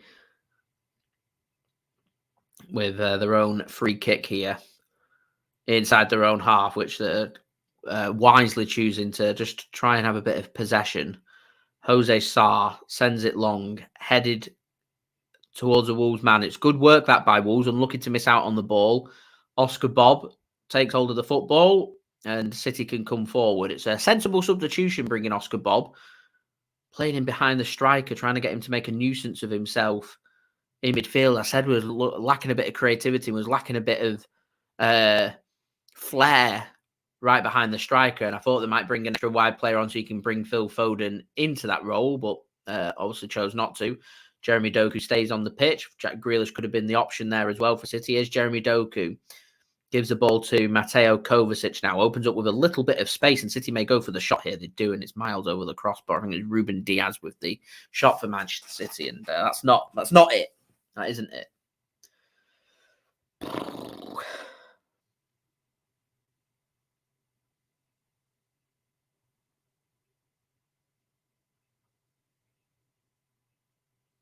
Come on.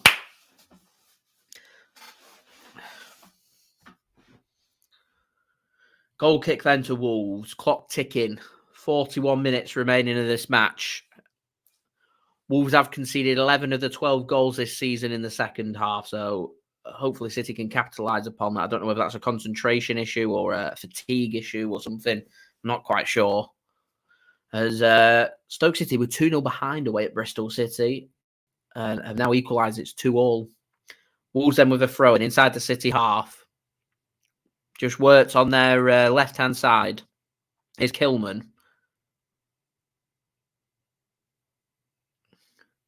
Will just chip the ball forward. Should be dealt with by the City defence. Hacked clear.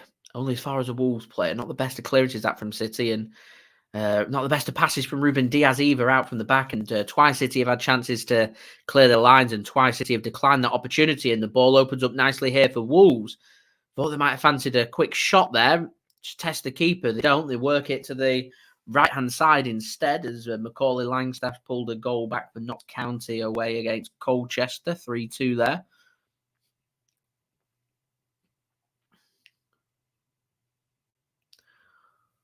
Sent long by Wolves.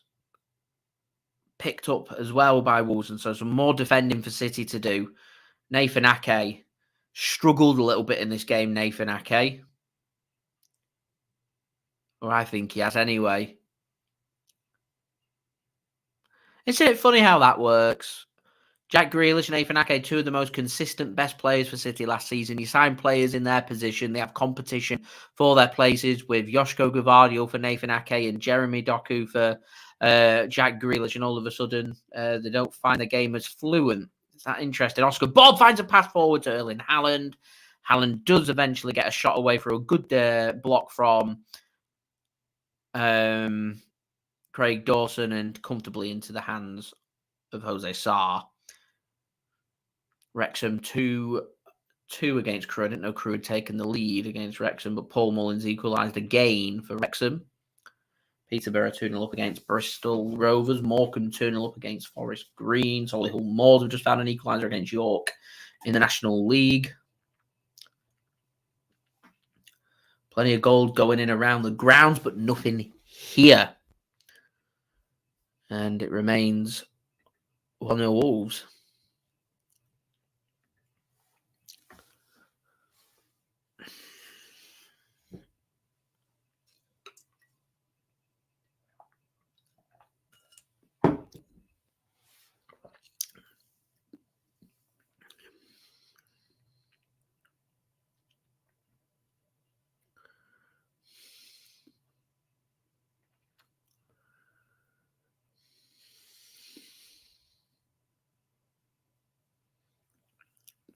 Free kick eventually given to Wolves. Looked like the referee were going to play the advantage and then stop the play once Wolves were making a dribble. I'm surprised Wolves have kept Hwang on the pitch. He's lucky to be on the pitch.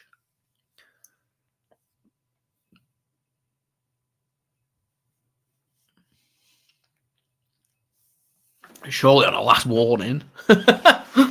Surely. Ball gets sent long by Wolves, headed clear by Nathan Ake. Second ball mopped up by Wolves. Good work that by Oscar Bobb. They want a free kick. Wolves are convinced. Referee says no, but Wolves have still got hold of the ball, so it doesn't matter. They can continue with the possession. And Wolves are starting to get into the groove, and we're into that very important stage of this second half. The same minute, 53rd minute, that Newcastle United found their goal against City in the League Cup, as Watford have just equalised through Holt against Middlesbrough after being 2-0 down at home. As is Beck, thanks for tuning in. Fleetwood Town through Jack Marriott have just taken the lead against Leyton Orient. Here's Man City then with the ball. 54 minutes in, where, as I said, it's a very interesting little stage of the game between the 50th and 60th minute. Can make or break a game.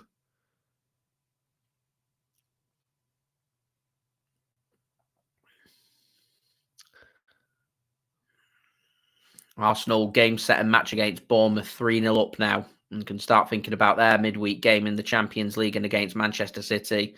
It looked like City just gone right through the Wolves player. That, for me, like a free kick against City, not given. Wolves remain on the floor, not happy about it. City playing on, referee playing on.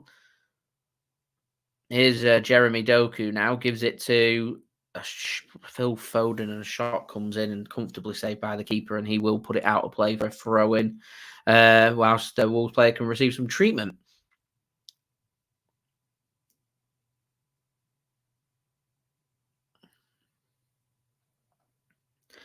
100% was a free kick against Ruben Dias. I thought just went right through the back. I think it's Rayan Ait-Nouri, which right through the back. It should have been a free kick, in my opinion. It's Kai Havertz from the penalty spot, making it 3-0 to Arsenal.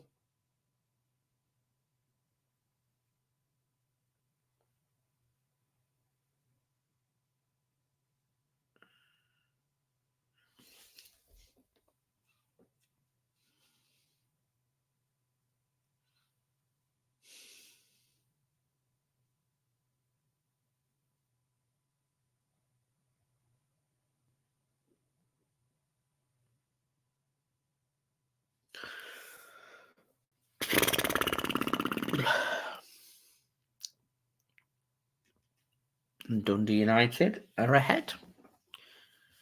Craigie boy will be very happy with that. I'm not so happy with this.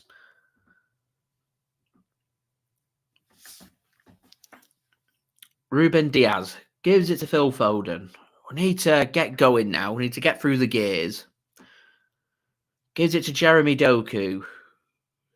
Got Oscar Bobb for support. Uses Oscar Bobb. Kovacic just gives the ball away. Wolves coming forward here. Takes it round 2. He's got the run of the man. Wolves wanted a free kick. Can't believe he's not been given a free kick there. And City can come away with the ball. Looked like he got sandwiched. It looked like a free kick. City getting away with a couple of decisions here in the second half. Norwich City 1-0 up against Birmingham City. Here's Mateo Kovacic now. Gives it to Ruben Dias. Nathan Ake gives it to Oscar Bobb into the penalty area, just bundled through the back of him, and the referee's given a free kick for it. City getting some very favourable decisions. Wolves turn to look a little bit frustrated. Fans are getting very annoyed by it. Yeah, he's right through Oscar Bobb. It's a free kick, that one. I did think them 2 others for Wolves were free kicks, though. I said I was frustrated in the first half, but I try and be as unbiased as I can. Sometimes it may come across as being biased one way or the other. Can't help that. Coventry are 1-0 up against Queen's Park Rangers. So free kick here for City in a really good position. We're looking at about 20 yards out from goal. To the left-hand side. Would suit the right footer. So Julian Alvarez stood over this with Phil Foden. I think this suits the right foot rather than the left foot. So I'd be going with Alvarez, and that's who the camera thinks going with this. So we're getting to all the angles here of Julian Alvarez. Foden giving some instructions. I wonder if City might be tempted to play something clever. Jeremy Doku's right on the outside. He could play a pass into him and drill a ball across. I'd be going for the shot, though. Alvarez is going for the shot! And in! Oh, it's a brilliant finish from Julian Alvarez. I said it suited the right footer. There's the equaliser for Manchester City. It's an excellent finish from Julian Alvarez. Right into the roof of the net. Jose Sarr will be very disappointed with that. The wall should have had that one covered. 20 yards out to get it up and down is difficult. It's a great finish. I do think Wolves will be disappointed with that. It's a really good finish. Jose Sarr gets a good hand onto it. Tips it into the roof of the net, though. And Manchester City well back into this one. 1-1. Got to keep pushing. Got to keep going now. Really good free kick, that from World Cup winner Julian Alvarez. Do you know, I think I'm being a bit harsh on Jose Sarr. That's a really good finish. That will be right up there for one of the goals of the day, I think. That is an excellent finish. Yellow card out for Mateo Kovacic for Manchester City. 4 yellow cards. That was me saying I didn't think it was going to be a physical game. Don't touch the yellow cards. Not a bit of it. Kovacic into the book, and City just need to keep their heads and make sure that the one thing you want to do, You go ahead is not switch off and, sorry, don't go ahead. We grab the equaliser, get back in the game. The last thing you want to do is switch off and give Wolves that advantage back immediately. If they are to get an advantage, make them bloody well work for it. As the flag goes up, offside flag goes up against Wolves. Manchester City very unhappy. Feel like Wolves are just trying to kick the ball away and a bit more time wasting. Man City keen to get on with this, need to keep going up that ante. As I said, Wolves like conceding in the second half. Make that 12 from 13 now. Bradley, to be fair, I always just tip goals. Haaland, Alvarez, they're the goals. Don't need to be a mystic to work that one out. But Alvarez has been in really good goal scoring form. That's a cracking free kick. Brilliant free kick. Right. City did launch the ball long, and Wolves have picked this one off and are thinking about the counter-attack into the Manchester City half. And there's an extra man over, and that's excellent defending. He goes really early with the ball across. Ruben Dias reads it well, slides in and makes the block for City and out for a throw-in to Wolves. It may just have been in for a chance there, Wolves, had Ruben Dias not found the interception. Good defending from City. Defending better now. Hopefully we can start turning that defence into attack, start creating some opportunities and try and win this game. Got half an hour, big 30 minutes here for City. Arsenal are winning. We need to be winning. Gary O'Neill, not happy. Cardiff have just gone 1-0 up against Rotherham at home. Ball gets floated across to the left-hand side. Here's Nathan Ake picking the ball up for Manchester City. Gives it to Jeremy Doku. Makes a bursting run into the centre. Gives the ball to Ruben Dias now. Wolves camped inside their own half. Worked into space really nicely. Here's Oscar Bobb for Manchester City. The man that won the free kick that Julian Alvarez just scored. And Jeremy Doku to the byline. Really good turn. Plays a ball across. Defended really well from Wolves. Again, as I said, physical battle here for Manchester City. And out of play for a throw-in to Wolverhampton Wanderers.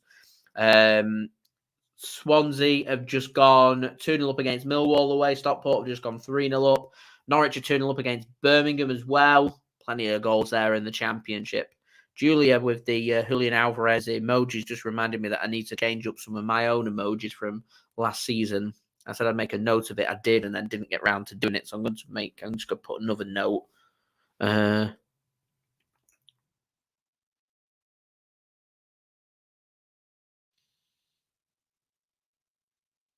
go. Another note made. I'll get that one sorted. Dundee United now look like they're cruising towards 3 points. 3-1 up. Coventry just gone 2-0 up against Queen's Park Rangers away from home. Huddersfield 1-0 up against Ipswich.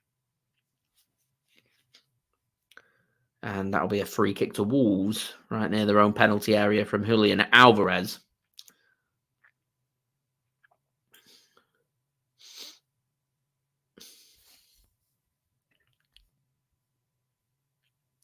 Rightio, 43 likes away from 100 likes. Any help to us, that'd be great. Do subscribe as well if you're new around here. Press that red button, press the bell, and put your push notifications on. Get another replay of that cracking finish from Julian Alvarez.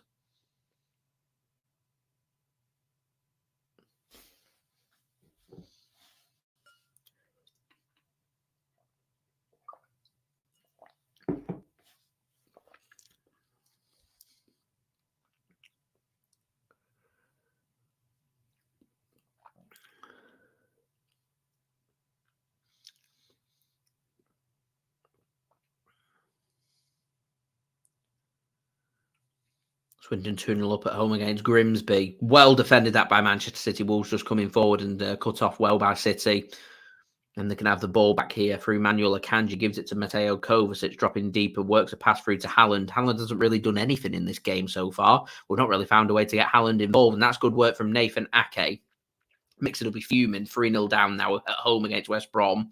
Jeremy Doku finds the pass to Oscar Bobb. He's on the stretch trying to win that one back and goes through the play. It looked like a free kick every day of the week. And the referee's not giving it. And City try and thread a pass through to Erling Haaland. And it's all getting a bit scrappy here. And Wolves can get that one clear. And Nathan Ake's in a foot race. He's going to lose that foot race.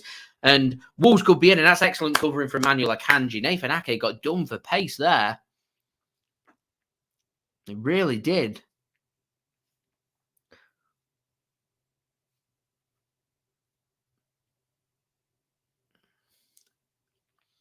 in the end, City can come away with the ball. Here's Mateo Kovacic. Excellent recovery play that from Manuel Akanji.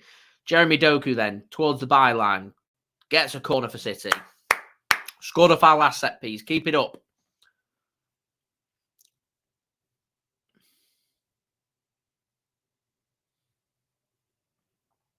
Haaland waiting in the penalty area for the corner. A chance for the likes of Ake and Dias to get forward.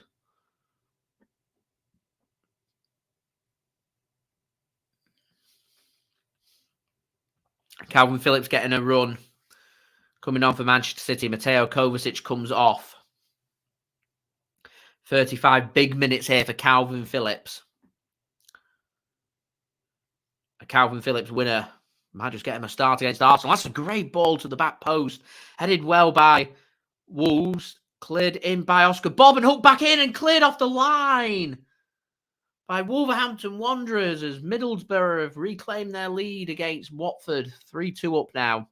After being 2-0 up, blown the lead. Back again. Another shot comes in. I think it's Akanji this time. It's a great save by Jose Sarr. Couple of good opportunities there for Manchester City and Wolves survive. Intercepted again by City and Jose Sarr will pick that one up.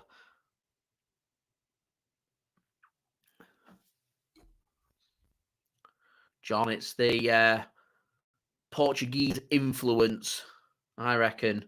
Good ball forward from Wolves. Really good ball forward.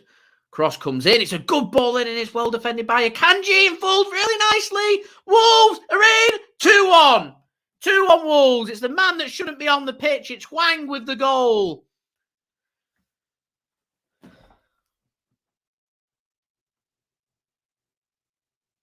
City been getting up ahead of steam. We've looked the better team. Finding them goals. We're at 6s and 7s once more at the back. And Wolves come forward and find that goal. I mean, that might be their first shot on target in the game. They have 2 goals, ahead again. Perfectly onside. There's nothing wrong with the goal. It's just terrible defending from City. This game's opened up. One ball comes in. It takes a deflection. It's headed well by Akanji to find the initial clearance. It's a good block as well. And because Ederson's advanced, it's not happening. I don't think Wolves will have an easier goal all season to score than that of what Hwang's just done there. Really won't. Laid on a plate for him. Kyle Walker nearly makes the block with his head on the line, but heads it into the back of the net. Such close range, you're not going to not score from there. As I said, Hwang's not going to score an easier goal all season. So unlucky that from Kyle Walker. If he makes that block, that would have been block of the season. But we're behind again. Dan, thanks for tuning in. Yeah, no, nor me. I'm a bit frustrated that Hwang should have been sent off in the first half for a second bookable offence. And they're popping up in the right place after City have worked really hard to get back into this game, getting up ahead of steam to try and find our own lead for the first time. And we're back behind again, and the clock's ticking, 23 minutes away. And as I was saying before, the key that Wolves have had in dropping these points when they've been going ahead and finding them goals is they've just petered off in the second half and not been finding them second goals. Well, they've found that second goal. That lesson has been learned. And Manchester City here, if we're to win this game, are going to be in for a right old scrap. I'll tell you that right now. And Hwang now, I think has, sorry, not Hwang, who's come off.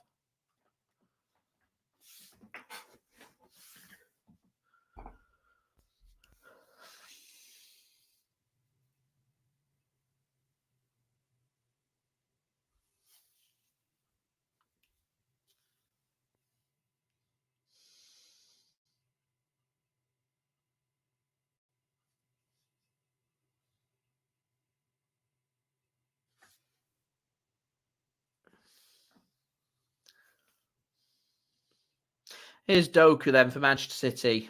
No time to dwell on it. We've got time to put it right. And then one thing we need to do is try and get Haaland involved more in this game. Best striker in the world, we found. No way of getting him involved in this game at all. Not one way have we found to get him involved in this game. Anyway, please do leave a thumbs up. That'd be great. I know there's nothing much to like. We're 39 likes away from 100 likes, but I would appreciate it. And do subscribe as well.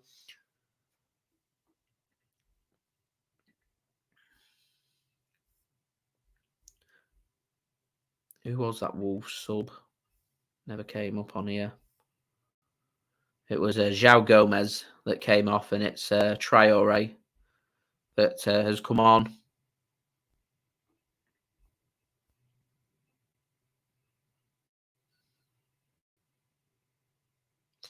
Wrexham again behind again. Keep pegging it back and then going behind again. Rangers 2-0 behind against Aberdeen at home. City just trying to thread the ball through. Not happening. It's not working for City. This not working. And again, just Kalvin Phillips bringing the player down. Just it's poor. Just really poor.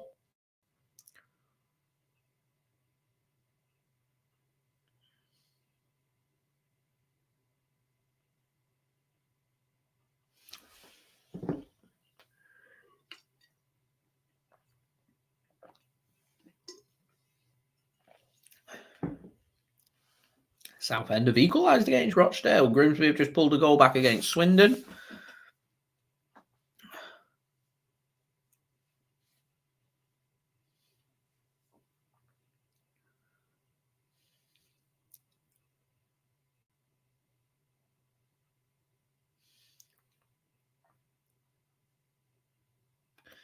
City really struggling here. Wolves have played well, to be fair.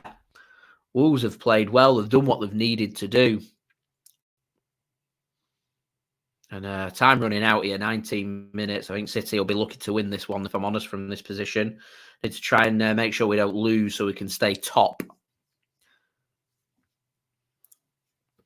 But mark my words, we want to beat Arsenal next week. Got to do better than this. We want to beat RB Leipzig midweek. They're in good form, looking pretty good in the Bundesliga.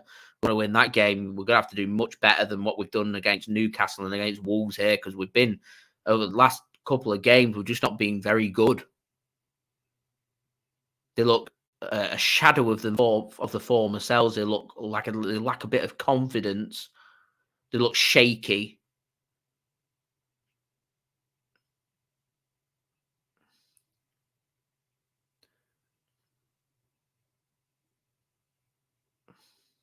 It'll take time to embed some new players and new systems in. Always does. There is a reason why City look better in the second half of the season. The players and the ones that they've brought in, the new players, and everyone's just forever constantly adapting to the game, and that's what's happening as well here. City have got off to a good quick start, which is great.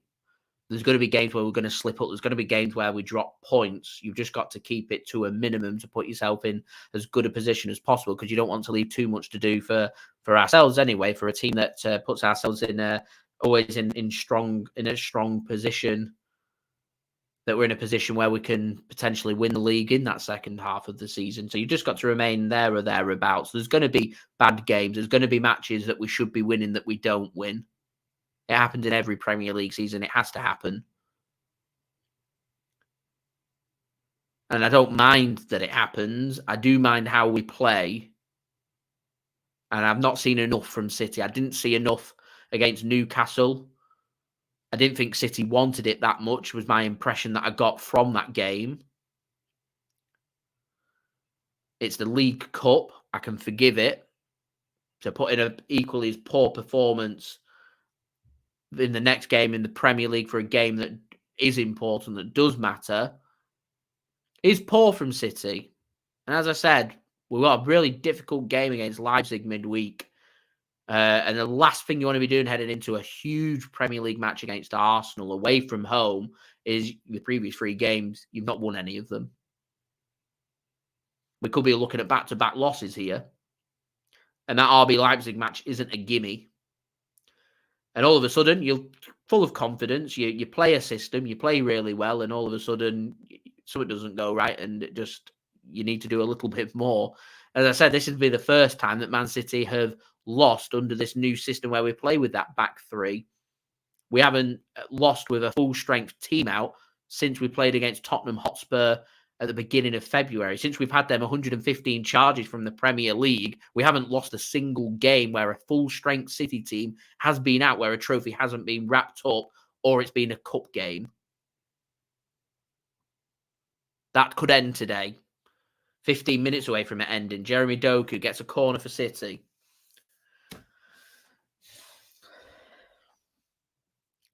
They need to dig really deep here, City, because we've scored off a free kick, but we've just not looked like we're going to do anything. Causing me concern that Haaland's getting no service. Haaland's done literally absolutely nothing. The balls into the box haven't been that good. We've got to the byline, you whip a ball in, Wolves clear it. Repeat. That's been this game. Kalvin Phillips has a shot and he's dragged wide. It's an opportunity. There's space there. That should be a shot on target. I know it's harsh. But we're the treble winners with Manchester City, we're the Premier League champions. You're at the elite top level. The expectation is if you are on that pitch, you perform. And I would expect a Manchester City player to be finding the target. But that was a clean shot for Kalvin Phillips. That should be testing the keeper. Dragged wide. And it was a chance that. Wolves will be rubbing their hands at this. Counter-attack to kill this game off. A third kills this game off. Nathan Ake. And I would suggest if Man City do find an equaliser not to overcommit in this game. Wolves have been too dangerous to overcommit. We've got nothing to lose, so we may as well. But a point here from the position that we've been in, being behind twice. Not the perfect result. It's not a good result, but it's not horrific. It's not back-to-back losses. A point on the road. I can think of worse.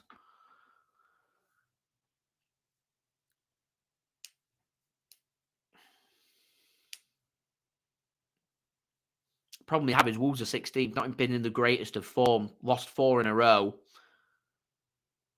So no matter what way you look at it, unless we come away with 3 points, it's just not a good result. There's no sugarcoating that. Jeremy Doku. Can they find a way to get a good ball into the box? They're lacking that creativity. Missing De Bruyne and Bernardo here, big time.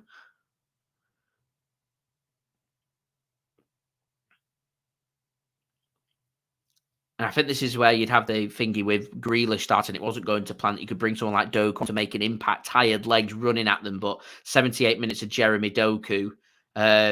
City looking for a free kick. Eventually do get the free kick.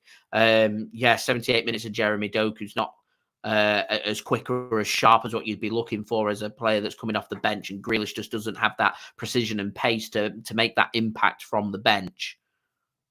It'd have been a big call, though, to have not started Doku and put Grealish in. Something me and a lot of other City fans would probably have criticised, but something's got to give. We might not have the biggest of squads, but we've still got bits of quality there.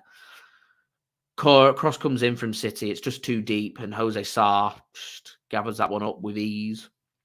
With absolute ease. And a great chance here for Wolves just to reset. Jack Grealish is going to come on for City. Won't be surprised if this is for Jeremy Doku, to be honest. I haven't seen enough of Phil Foden here either. I'm not just going to keep looking at that left-hand side. I've not seen anywhere near enough of Phil Foden. I've already made my point about Kovacic and Matheus Nunes in the first half. I think as an all-round team effort, it's just not been good enough. And City, as I said, the one asset that we do have is you have the best striker in the world in our team. And our best striker in the world has managed to have one scuff shot all game. He's not been allowed any space because we've not given him that service. You give the service to Erling Haaland, he will score. Another free kick for City, another chance to put another ball into the box. It needs to be on the money. It needs to be good. Haaland, forward. Headed over the top of the crossbar. It's a goal kick. Ake can't believe it, but I think that's a goal kick.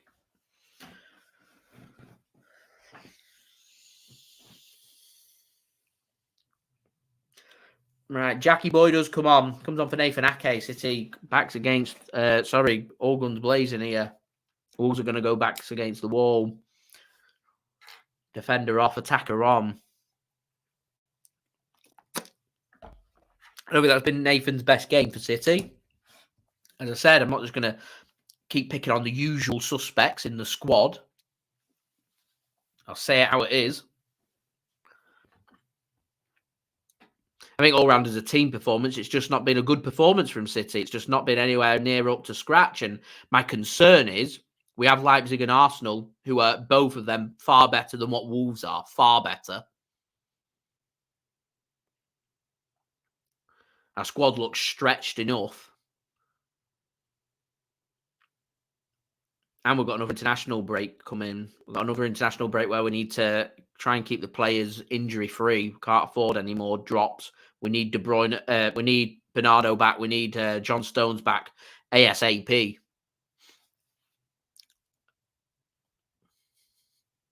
Newcastle have killed their game off against Burnley. Alexander Isak from the penalty spots made it 2-0 Newcastle against Burnley.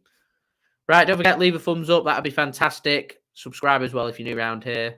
We're 35 likes away now from 100 likes. Any help towards that would be much appreciated. Can we have a big push? That'd be great.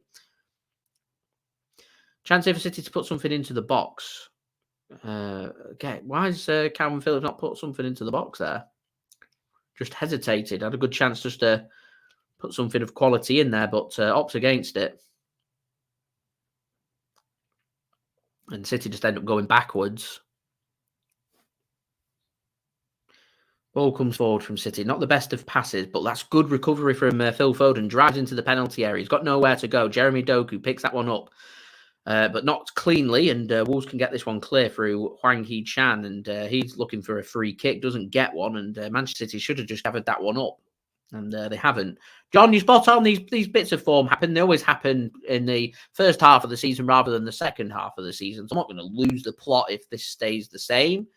The thing is, though, you have these defeats, you lose back-to-back games. All of a sudden, you have you have the doubt that starts to set, and we've lost a lot of experienced players. We've lost some very good players in the summer.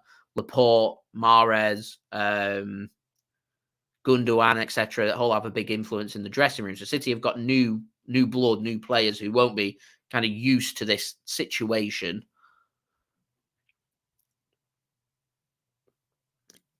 So Jeremy Doku was trying to get Hwang Hee Chan off the pitch. He's going to go into the book for his troubles.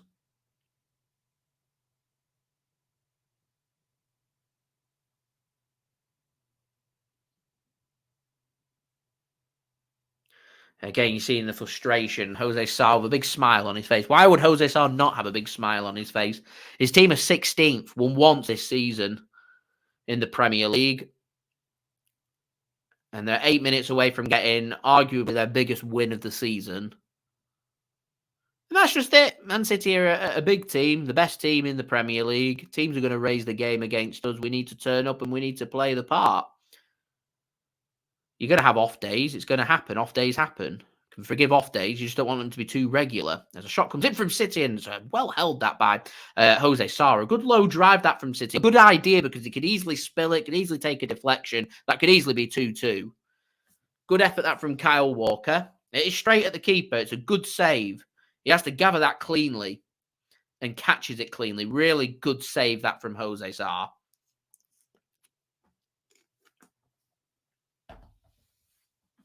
Game ball just keeps coming back to Wolves here.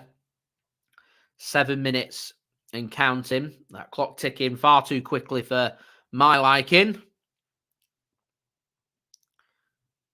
As I said, if we can muster up and dig deep and come from behind twice and get a point here, I think it'll be an all right point. I'm not going to say a good point because I don't think this is a good point. It's better than no points. But a team that's 16th, team that's won once this season in the Premier League, unless we come away with 3 points, we've just not picked up a good result. But I don't want back-to-back losses, so got to keep pushing. And as I said, it's important if we do find that equaliser, we need to make sure we don't overcommit. Wolves look dangerous. That's what the City have got to be really cautious of as well. We've got 6 minutes plus quite a bit added on as well You don't want to overcommit too early. This goes 3-1. This is game over. Wolves are struggling to get out now, though.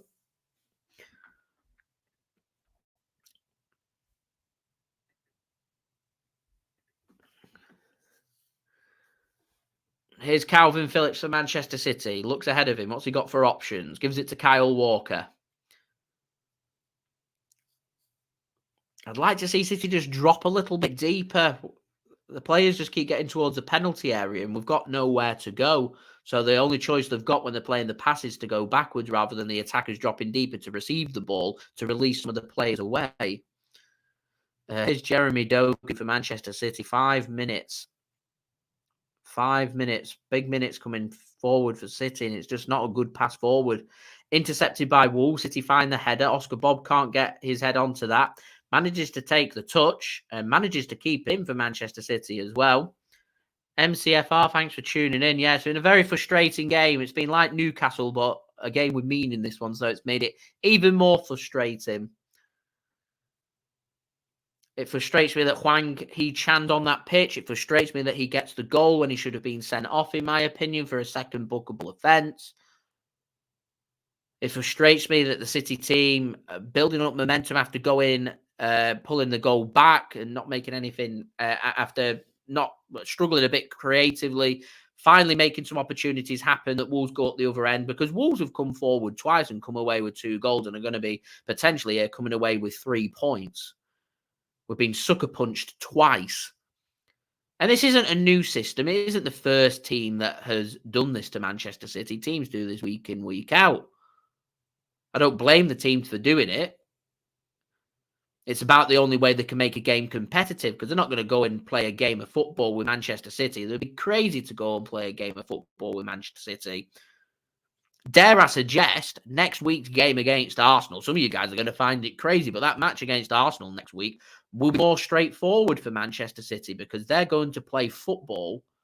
And when it comes to pound for pound playing football, we're happy to have a little bit of a ding-dong battle, because it'll give us space. We've got something to work with. It's when teams aren't giving us space. It's when teams are in our face. It's when teams are frustrating us. That's what struggles. That's the only teething points to Manchester City. You want to take points off City, that's the way you go about it. And MCFR, I think you're absolutely spot on. That match against Arsenal now, with Arsenal winning and City losing here, and potentially us not being top next weekend, and Liverpool going top if they beat Tottenham Hotspur, makes that game massive. It means City need to win that game, in a game that, to me, if we'd won here, would have been a do-not-lose game. And the difference between a do-not-lose game and a must-win game is huge at this stage of the season, because we're only early in and already the pressure's on. And as I said, you've not got them experienced players to rely upon who can step up time after time. MCFR, I said it's a massive, massive games coming up for Kalvin Phillips. I said if he doesn't displace Rodri and make himself a regular around the City first team squad, once Rodri comes back, Kalvin Phillips isn't getting back in that team, and he will, in my opinion, leave Manchester City in January. Kalvin Phillips leaving Man City in January will allow us to dip into the market again and bring in another midfielder, which is pretty evident here, in my opinion, that another midfielder is needed. Someone with a little bit more creativity, because we're lacking that. You're putting a lot of expectation on Foden and Bernardo Silva, both of whom can play out wide as well. So Black Rose clearly not very happy there with Manchester City. Team that's just won once this season. Not a good result. They've played well, though, Wolves. They've done what they've needed to do. I'm not going to take anything away from them. Not going to take anything away from them at all. Paqueta could be an option for Manchester City. It'll be a very expensive signing, though. If we're going out there and spending £90+ million, I expect that player to be coming in and turning these losses against Wolves into wins. You're paying that amount of money. A Lucas Paqueta costs just as much as a Kovacic and a Matheus Nunes combined. Okay. Less than 2 minutes remaining. Well, it's getting very frustrating. Heading for the exit doors at Preston. Mixing might be one of them. 4-0 down now at home against West Brom. Wow. Reality check there for Preston. Space opening up here for City. Just ball gets threaded through, and they've just not found that pass in the final third. I'm not even saying that De Bruyne, because De Bruyne had games like this where he just weren't connecting. He always just found that one opportunity, didn't he? Is Jack Grealish. To the byline, Jack. To the byline. Backs himself. Wants a corner. And isn't getting one. Goal kick given. Nelson Semedo does enough there to defend it out. Manchester United look like they may be losing at home against Crystal Palace. So not a good time for Manchester City and not a good time for Manchester United right now. Jack Grealish just couldn't sort his feet out there. And this really hasn't gone to plan for City into the 90th minute here. How long is going to be added on? Over 5 or 6 minutes, I reckon. I don't think any longer. Got a bit of time wasted and some subs that have been made and a couple of goals. There hasn't been any major injuries. It'll be demoralising for Wolves to see 7, 8, 9 minutes here, though. I will add that. Right, into added time then. 6 minutes. Said it'd be 5 or 6. It's the latter, 6 minutes. 6 minutes is enough to find a goal. City forward here. Jack Grealish. Oscar Bobb crying for the ball there. He wanted the pass. He doesn't get the pass. Grealish turns and finds Kalvin Phillips instead. Goes for a hopeful ball towards Haaland. Just heads that one up in hope more than expectation. Wolves can get a foot to it because it's just not a very good ball into the box by Manchester City. Not the first time we've said that today. This isn't going to plan, ladies and gents. This isn't going to plan. As we're now 32 likes away from 100 likes. Any help towards that would be great. Subscribe as well if you're new around here. Press that red button, press the bell and put your push notifications on. Time running out then for Manchester City. The first of the 6 minutes done and dusted. Disappears.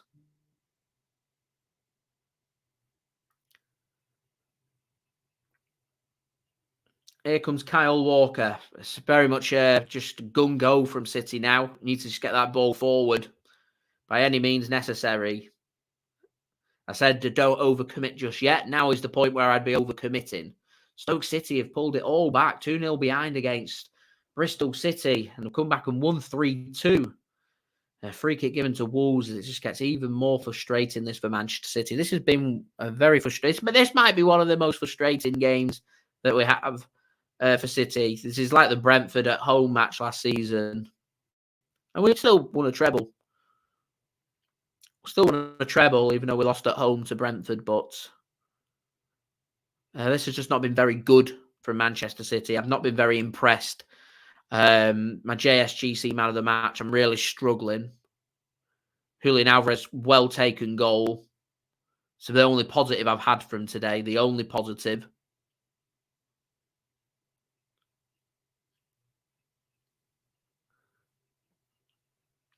Makes this RB Leipzig game, we can't be thinking about Arsenal, makes this RB Leipzig game midweek massive.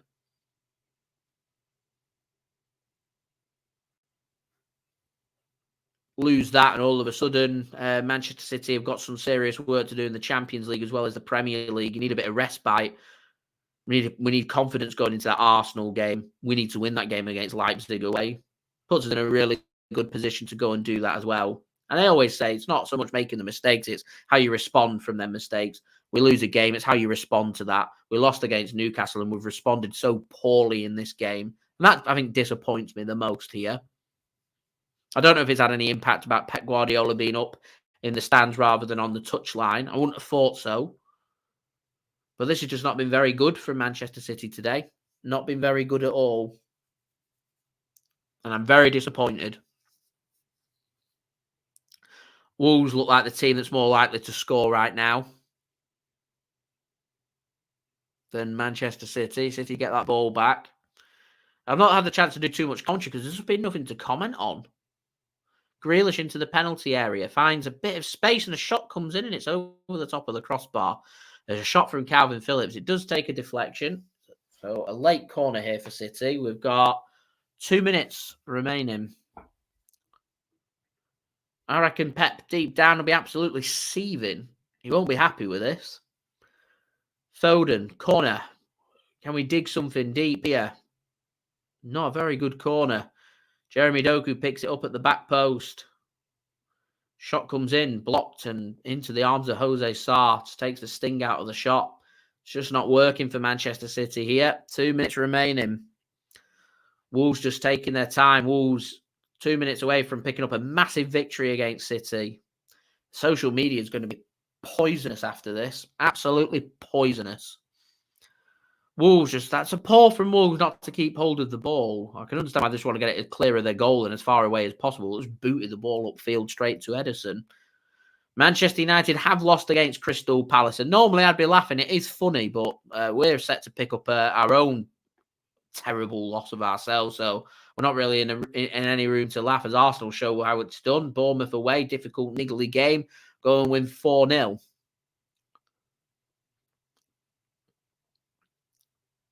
As I said, the Arsenal away game next week suits City more. They'll give us space. Akanji gets forward into the penalty area. He can't hook his ball into the box. Jack Grealish can pick that ball off, but another minute just ticks on, and another minute closer for Wolves to full time. 1 minute remaining here then, plus whatever the referee wants to add on. Here's Manuel Akanji. Cross comes in. The last person I want is a centre-back putting a cross into the box in the 95th minute. Why is a centre-back the player that's doing that? Where's the space? That looked like a massive high foot from Wolves. I can't believe a free kick's not being given to City. Wolves instead go down and chucks himself to the ground. I think it'd be within City's best interest just to get on with this. He's claiming he's got cramp now. Play on. Watch how quick he gets up. There's no cramp. It's a high foot. Should have been a free kick to City. Anyway, time is up. I think we're going to have another minute added on here because that minute's just been ticked away with actually no competitive action. A free kick given to Wolves for that as well. How's that a free kick to Wolves and not to City? Wolves just send it long, give the ball away. City don't win the second ball, so Wolves can take this one to the corner flag, and I think we're going to lose this one, guys. Wolves crying for the full-time whistle. City have a throw-in right next to our own penalty area, exactly where Wolves want that ball to be. City just send this one long, and I think that's that. Is it? Wolves, I don't know. I think the free kick's been given to City. Referee says hold on. So last chance here for City to launch some kind of ball forward. And City are going to smack this one long. Route 1. Referee the whistle in his mouth. And there is the full-time whistle. City don't deserve to win this game. Pep Guardiola right up, down the tunnel. He's going to go and have a word with the players. That's not a good result for City. I'll digest this more in my match review. So I'd just like to thank you guys for watching. Much appreciated. Don't forget to like the video. We're aiming for 100 likes. So any help towards that would be great. We're 32 likes away. 32 likes away. So any help towards that would be great. Do subscribe as well if you're new around here. Social media links, they're in the description if you want to go and check them out. And yeah, I will be back again for another live watch along next weekend for Man City's big game against Arsenal. That's now a must-win game against Arsenal. That is a big do-or-die game so early in the season. You can all of a sudden go from winning every single game in the Premier League to back-to-back losses in the Premier League, and all of a sudden you've got a lot of work to do for the rest of the season. But yeah, just not very good that from Manchester City. I think the one positive we can take was a lovely goal from Julian Alvarez for the free kick. Wolves dug deep. They did what they needed to do. I can sit here all day and complain about the referee and moan and complain about Wolves' approach to the game, but Wolves have done what they've needed to do. I don't think Hwang should have been on the pitch. He was on the pitch. He did score the goal. It was terrible defending from City. We've got ourselves to blame. Yeah, we've got no choice now but to move on. And thankfully, the upside you have to play in every 3 to 4 days. If you do find yourself with back-to-back losses, you've got no time to dwell on it because you have a recovery day and you're back in training ready on Monday because we're playing on Wednesday and we'll be flying out to Leipzig, I imagine, on Tuesday, ready for that game. And that is arguably the most difficult game that we've got in the Champions League group stage, an away match in Germany, in good form Leipzig as well. Man City are going to need to be on it, and we need some confidence going into that big game against Arsenal. I can't even remember the last time Man City had back-to-back losses, never mind 3 losses in a row in all competitions. And as I was mentioning before, I can sit here and complain about Wolves' approach, but they've done what they needed to do.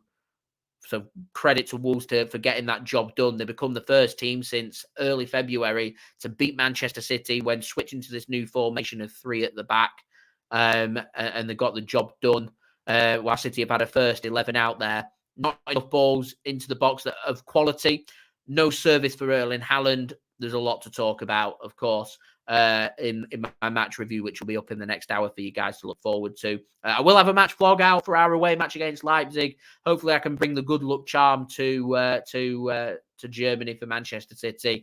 I've wore this blue shirt now back to back with back-to-back losses, so it's going in the wash and it's going to stay in the drawers now for a while, and I'm going to switch the shirts out. It's my fault, superstition and all that. Superstition and all that. It's my fault. Should have been wearing the striped shirt instead. I'll have that on for Leipzig, and hopefully that'll get the job done. As I said, I'll have a match vlog out for you guys to look forward to. I'll have all the build-up. I'll have all the reactions from this, and we'll have all the talking points as well. So thank you, everybody, for tuning in. Much appreciated. Don't forget to like, comment, share, subscribe. Stay off social media is my response to everybody, because it's going to be poisonous out there. That's what I plan to do. Have a great weekend. And I'm in London tomorrow. I'm doing a vlog for my channel on this channel for the NFL, which I'm looking forward to. I've had my first video out for that a couple of years ago when I got to watch my team, Miami Dolphins. We've got the Jacksonville Jaguars in action tomorrow against the Atlanta Falcons. Looking forward to that. I'll have a vlog out for that on Monday. And yeah, stay tuned. Thanks for watching. I've been JSGC. Peace. Ciao for now.